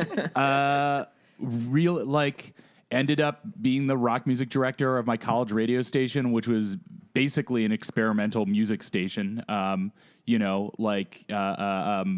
We played like tons of noise and like experimental rock music more than anything, and like that's what I listened to at that time. And it's a combination between like just that not really being my music anymore, and knowing that Blink was like uncool by the time that you were like an indie guy in the late aughts. Right. But I just like moved past them. I put away childish things so I could, I don't know, get really into Can or whatever. And I don't know. And then you get a little older than that, and maybe around the age that Blink were when they were writing these songs, and you're like, oh no, this still slaps. Yeah. And then Molly and I saw Blink on the California tour. Oh my God. Yep. Okay, well, yeah. I'm going to ask you about that in a second. But Molly, how about your journey with Blink-182? I got the vibe that there wasn't as many highs and lows. It was just kind of you've just been true in your love of them. Yeah, I feel like I've been a pretty consistent fan. I came to them like I was into like bubblegum pop, Backstreet Boys, NSYNC, Britney Spears, and then Blink-182 was more of like a gateway drug into like actual like good, interesting music. Not that I don't love me some Britney, but like, I wasn't it was what the cool dudes listened to, that like the kind of guys that I was like having a crush on. Like there was one guy who was the guitarist in a Blink-182 cover band in middle school, and I cannot for the life of me remember what the cover band was called, but they inspired me to start listening to Blink-182, and I was like, this rules. This is like, sort of previewing my like adolescence as like being angsty and like, telling my mom to like fuck off or whatever, and like having crushes so where I'm obsessed with perfect. people. It's like all of their songs and lines are like the perfect encapsulation of the feelings of a 12 to 15-year-old. Yeah, but they were writing them when they were like in their mid to late 20s, and like kind of still are, California was definitely still in that like weird adolescent mode. Totally. Even though those dudes all have like are they early 40s now? Yeah. Yeah. They're getting old. But one of my first uses of the internet, honestly, was going on AOL and the AOL chat rooms, and I found like the punk rock chat room, because I was also I was self-conscious about like, Blink-182 are clearly they're rock, but they're also very commercial. And so I went on the punk rock chat room and I asked if Blink-182 was punk rock.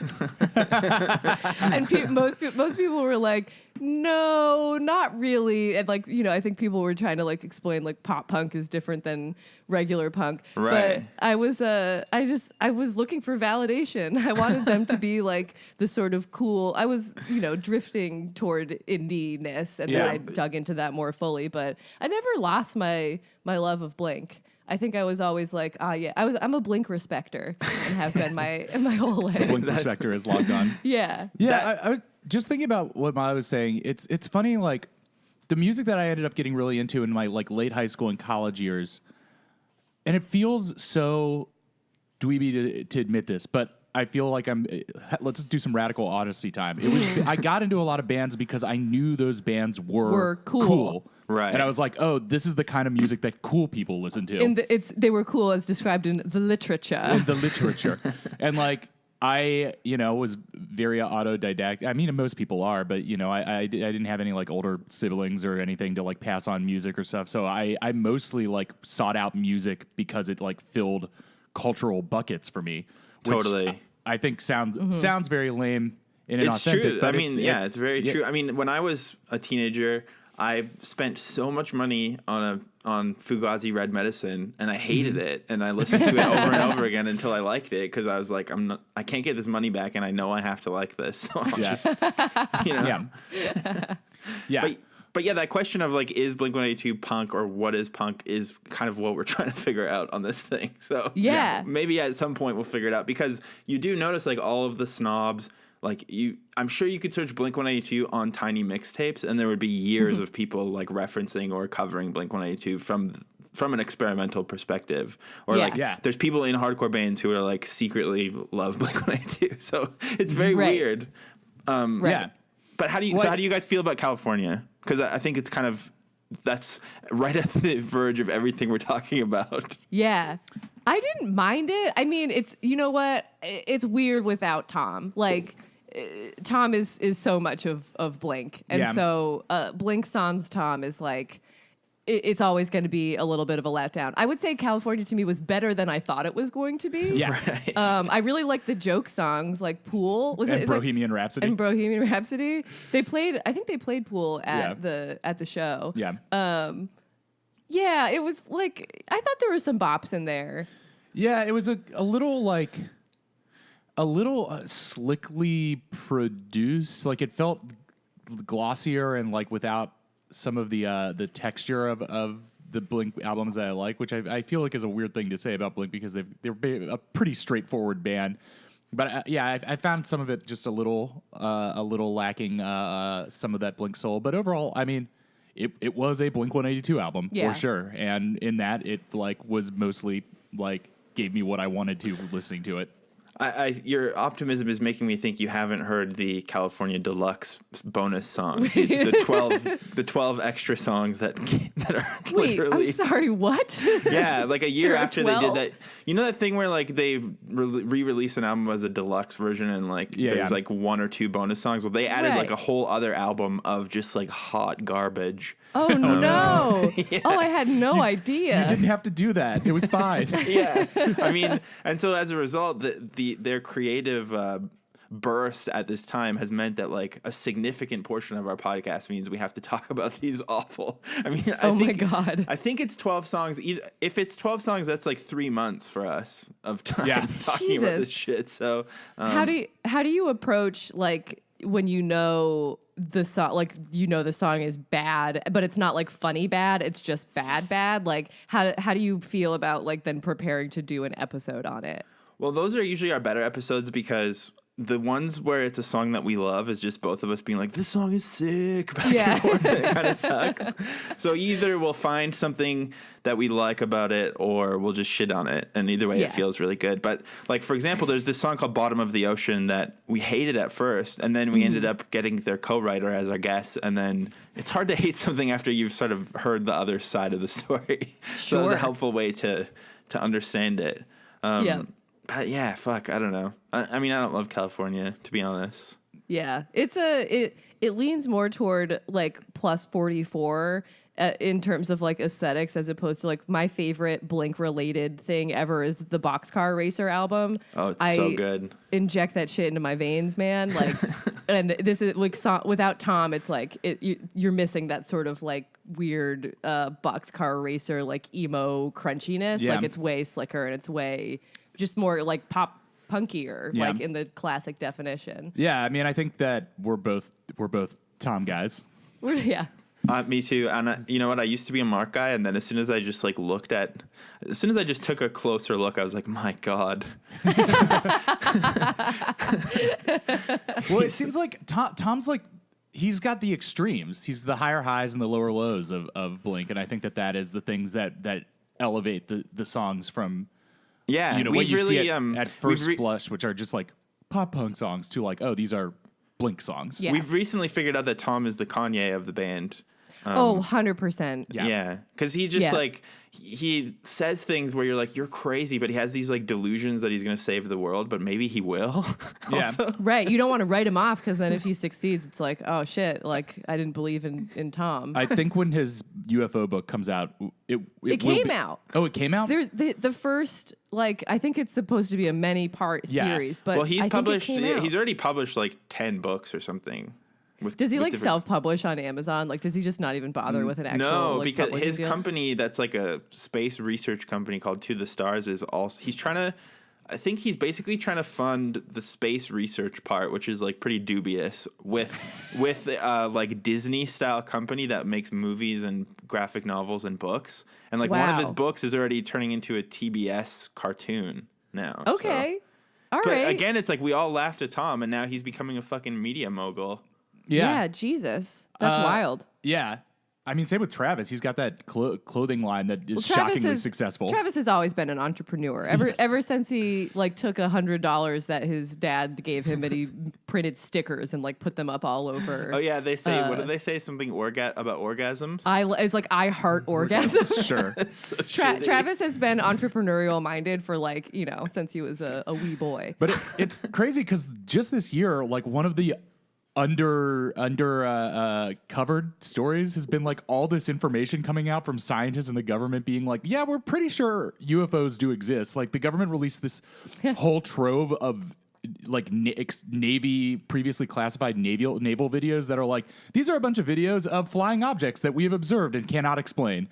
And like just 2 weeks ago, 2 or 3 weeks ago, like NASA put forward the serious contention that an object that basically flew past Earth, like one of the most plausible explanations for it would be like a probe of a advanced civilization. Cool. Like that is the most likely explanation for like its observed movement. So I think in the end, Tom's gonna have the last laugh. Yeah, absolutely. Yeah, I mean, and Tom. he'll have a whole multimedia, Entertainment 360 like company to handle it, to manage the aliens entertainment businesses when they come. Yeah.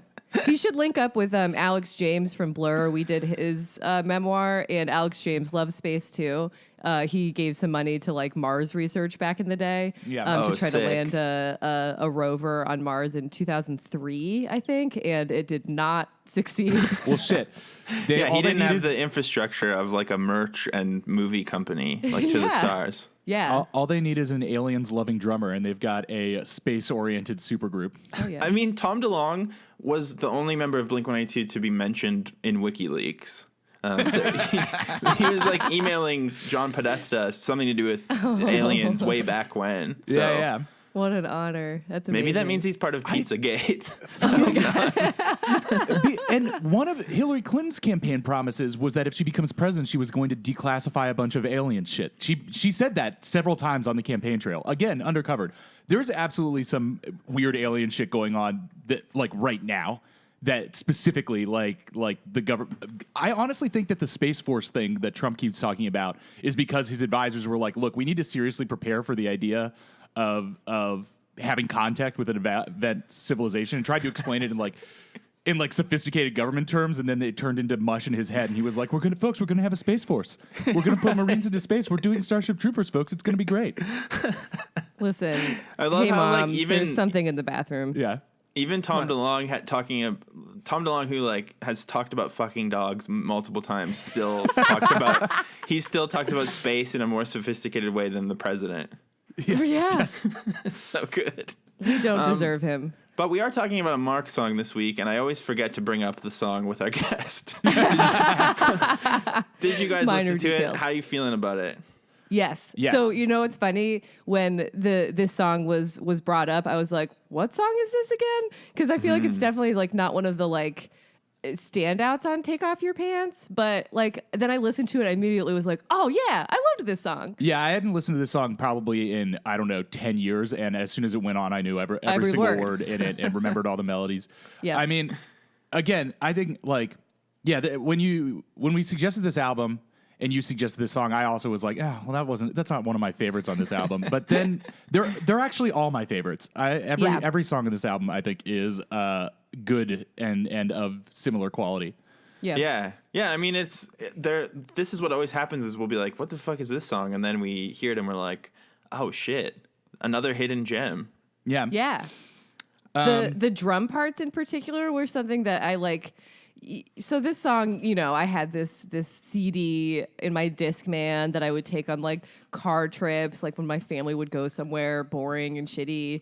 And when you're just so like you're a tween and life hasn't really happened to you yet, and so you just have to dig into like the details, or maybe this is just me, just like the details of whatever it is you're consuming, because there's no other way to distract yourself from life. Therefore, like I feel like I just got really into these drum parts on this song. Like I remember every like pattern of them. It's so weird. Like listening to it again, I was like, wow, this. I just remember getting so into this. Yeah, I think on our Travis episode, I described Travis Barker's drumming style as like a cardboard box full of junk being pushed down a flight of stairs. That like tumbling like and this is a good one for that. Like the fills in the first part of that really have those like stumbling downstairs type feelings to them. But they're like that doesn't mean they're messy. They're obviously perfect. But I think back then he was doing that in a very cool and tasteful way. But then on California, there's the song No Future, I describe the drums as him loading a dishwasher.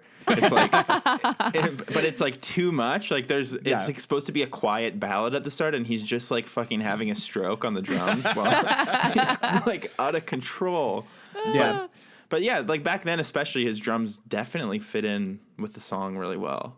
Yeah. Yeah, and when it goes into that like that kind of like filtered part right after the opening onslaught, and he's doing like the little breakbeat thing behind it. It's good and a good show of why Travis is such like an essential and elevating member of the band, because it would be so easy to do these songs with just like straightforward like any normal drummer would have just like treated that, there's a normal way to like treat that drum part, but Travis is like, I'm going to just Travis I have to do the most at all times. Yeah. It's cool watching like YouTube videos of Travis recording drum parts is like very soothing, very like visual Xanax to me. Yeah. Yeah. It's right up there with like watching makeup tutorials. Oh yeah. I'm like, this guy knows what he's doing.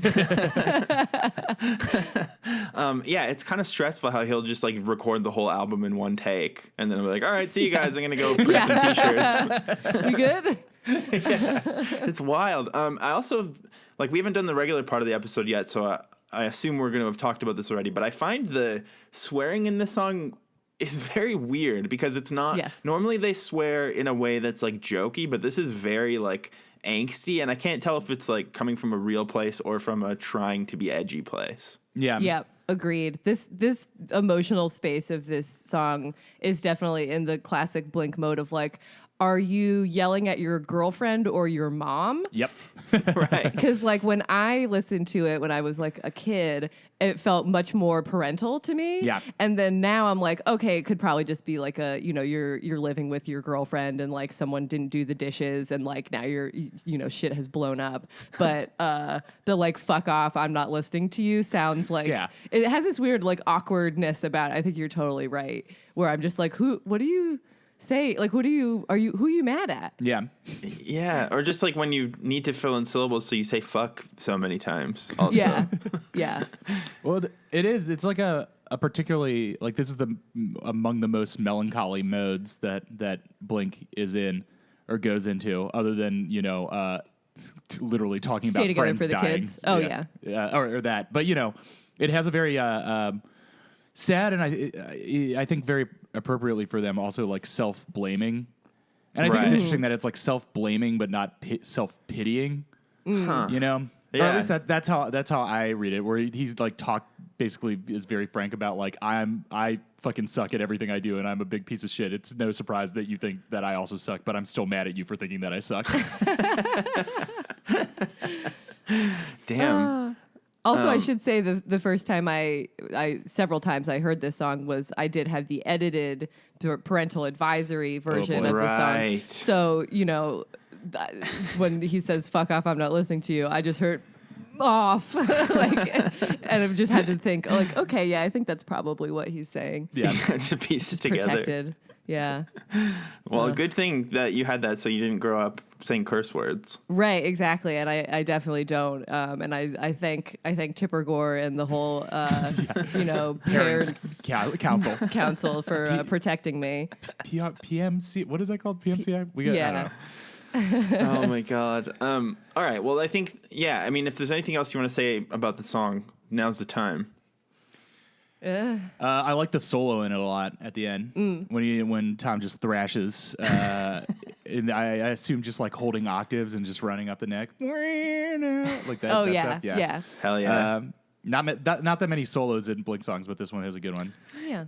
There's a guy on YouTube that comes up every fucking week, and the problem with our podcast, why the episodes are so long, is because I insist on showing Sam everything I find. Like I can't self-edit. Maybe because I have to edit. In my day job, I edit things. I make sure that they're to the point. So on this, I'm just like, I need to show you every single thing. And there's a guy who's always like, his like YouTube vibe is, what if this Blink-182 song had a guitar solo? And then God! But it's like he doesn't like really add like what would sound like a Blink-182 guitar solo. He just like does a guitar solo over the song, and everyone downvotes it and hates it. And we talk about him almost every week.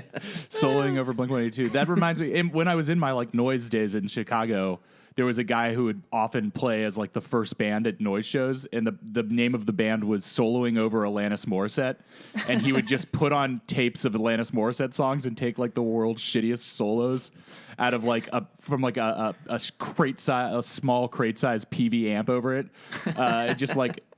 Do like 13-year-old in your basement like riffing over Alanis Morissette songs, and honestly, it ruled. Yeah, that sounds fantastic. Sometimes I Google soloing over Alanis Morissette to see if that guy ever put out anything, and I'm always disappointed. So there is another podcast-related thing I wanted to talk to you guys about. Yeah. You found out about us because you're doing like a rant about podcasts. And how basically shitty podcasts don't get enough love at the end of the year, which I agree with. But it reminded me, and I think you referenced it, and I wish I had pulled it up before I started talking to you because I can't find it now. But someone recently said something that like podcasts are the new mid-90s pop punk or something. Oh my God, yes. That would be that's Chris's former coworker. My former coworker at Slate, Leon. God damn it, Nafok? Nafok, yes. Yeah.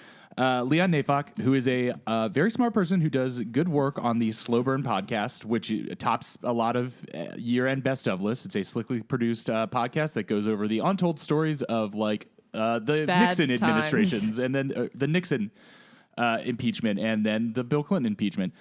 But he, like most podcasts that are good and get big, is leaving Slate to start his own podcast network based off of his one good podcast. Yeah.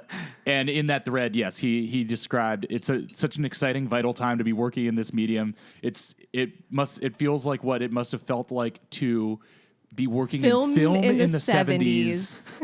Oh God. One other thing. And then, or pop punk in the mid 90s. I mean, everyone was roasting it so much, but I felt so vindicated by that because Did you feel seen? Yeah, like we're doing a podcast about pop punk in the mid 90s, which is podcasting now, according to this metaphor. And he's putting us up there with like Cassavetes or something. It's so good. Yeah, you are the Scorsese of pop punk podcasts. This is Hal Ashby to me. Well, I guess I appreciate the sentiment about it, but one of the ways that in addition to being like extremely bloviating, like hilariously blowhardy, the one thing that I think that misrepresents is that the idea that this is like a collective work or something, or like, or that's a scene. Yeah. It's not a scene. It's a goddamn arms race. Kind of. I mean, I don't know. There is a lot of like in this realm that we work in now. I mean, I would consider what we're doing now a kind of like mutual support for this. Like, one of the reasons we're here is because A, we love Blink-182 and could talk about them for 3 hours. Yep. But B, Right. because like we both work on a similar project, and doing this together with each other helps us both advance our project. So it is collective like that. But Yeah. I honestly don't know if that was the vibe of pop punk in the mid 90s. Was there a lot of like, No, I mean, was like, Blink-182 I've- like helping out all the other bands from San Diego get Yeah, big? I mean, Kate, first of all, I want to say, knowing this guy, can you tell me, was he being a little bit ironic or tongue-in-cheek? Like, was that just peppered in there to be a joke, or was, like, that's... I think he was trying to do a joke, but the rest of the thread is so earnest that even if he's throwing that off as a joke, it did not come off that way. Right. It's like a new kind of humble brag where you pepper a joke into your man-threading so that you seem like you're sort of not completely bragging about yourself. Right. Amazing. I got to try that sometime. You know, there is a little bit of that in the mid 90s. Like, you'd see that Blink-182, Pennywise would take them out on tour all the time, and before they got big. And then when Blink-182 got big, they did have friends bands that they'd bring out all the time and try to hook up. And there was a little bit of that. But like, when I think of like sort of DIY punk helping each other out, I don't think of like mid 90s skate Right. punk. Right. Because that was also just a weird time of like, it was a little bit post, you know, record labels tripping over themselves to sign grunge people. Sure. And so I'm sure that there were like, you know, in the Southern California, like pop scene, at least from like Travis Barker's novels or memoir specifically, like it does sound like there were just a lot of bands. There was a lot of like interchange between the bands. Like, you know, it was everyone kind of cared about that type of music at that particular time. But then if you get into what actually it looks like from like a label perspective or from a popularity perspective, those bands became popular very quickly. So I feel like it wasn't the idea of like indie, you know, uplifting each other. Yeah.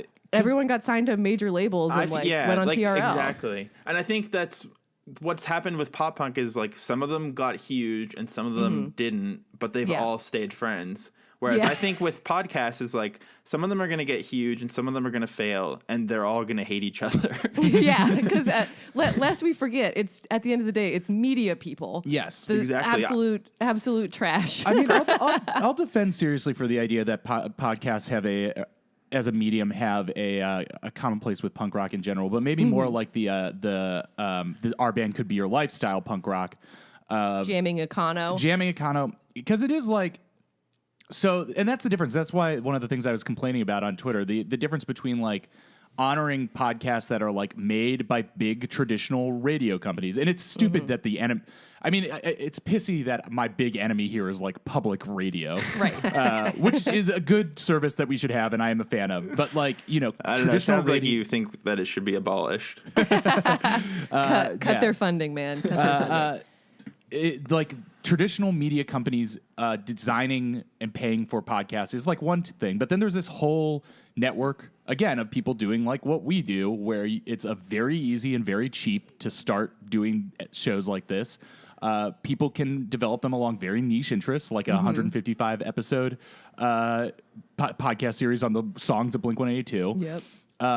And then there are like these small systems and groups of people that, you know, guest on each other's shows. And I consider that to be like, a kind of like mutual aid and work. And in that way, at that level of podcasting is somewhat in like the DIY indie space that like 80s college rock hardcore like also kind of did. I guess. I mean, yeah, there's probably people who are like from the hardcore scene who are like wanting to die imagining that comparison. But I think I'm thinking maybe more like it's like when the Black Lips got big and then everyone on Earth started a garage rock label in like 2010. Sure. And there was some cool shit, and people had like cool tape labels that ended up kind of going off the deep end. And then there was a lot of terrible garbage that was released as well. So maybe it's more like that, where it's like maybe Chapa, which you work for also, which we should note, they're the Black Lips of this scenario. Everyone's like, wait, I can do that too. And then now it's like we're careening towards a bubble burst, maybe. Yeah. But I do think the niche interest thing is important in that, you know, popular culture can be a monolith, especially like if the only things you experience are like what Netflix tells you, you know, what Netflix puts on your home screen, you know, your Spotify Wrapped or whatever, 2018, and like being able to be like, well, I specifically like, you know, you said there was an Australian meetup about this podcast. Those are people who are fans of something specific who maybe weren't quite served by any particular property until you came along. Yeah, True. And that True. I think that is punk rock in the as much of a definition as it can be of like it's a more niche fandom that won't be served by whatever's on the radio or on, you know, streaming platforms or what have you. Along these lines, another thing I've been thinking about a lot lately is that I feel like general audiences don't want to hear new music anymore. There's been too much. They don't give a shit. Like, people used to try to keep up with whatever Pitchfork or Tiny Mixtapes or whatever was talking about, but now people are like, I'm so sick of this shit. I'd rather look back on all the music that I've accumulated over my life. Do you guys notice that as well with your podcast or anything? I feel like I noticed that in general of like, you know, just think of like the Ariana Grande Thank You Next video, which is just like, you know, a pastiche of movies that came out all within the past like 10 years. I think there's a general like exhaustion with trying to uncover new things and a tendency to like just be like, hey, I liked that. And this is kind of like that. So I'm going to listen to that now. Yeah. It's also, I mean, this might be us because, again, as we said, we're like kind of musically omnivorous to try to be able to talk like we know anything about what's going on in pop music. But the breadth of things covered and put in the same category is so large now. And I think that this is good in ways because it means that people get exposed to new, different things. But like if you think about like Pitchfork and like the aughts, that covered a type of music. It covered like indie music that match a certain people's aesthetic. And I don't think that aesthetic should be everybody's aesthetic or is necessarily more valuable than others. But now Pitchfork covers the entirety of music. Yes. And I think that can be exhausting for people. And it's not just Pitchfork. It's just like the breadth, the bandwidth of what is considered like popular new pop music is so wide right now that it can feel exhausting and mystifying. And I feel like it maybe is hard to feel like you have taste. Like I think the idea of like having taste in music has changed so much since the times when people had to like purchase music to decide upon their taste. Yeah, and like it feels like now someone who performatively has good taste in things almost feels like a punisher. But now I'm thinking of like, I'm like, do I have good taste in music? I'm like, truly, I don't know. And I think probably not in the sense that like the way I consume it. I don't think that it's by the classical definition of having good taste. I don't think I have it. I mean, and again, on the same level, like my general listening is extremely broad right now, but when I put on music that I like just want to hear, like basically all I listen to is the OCs and Devo.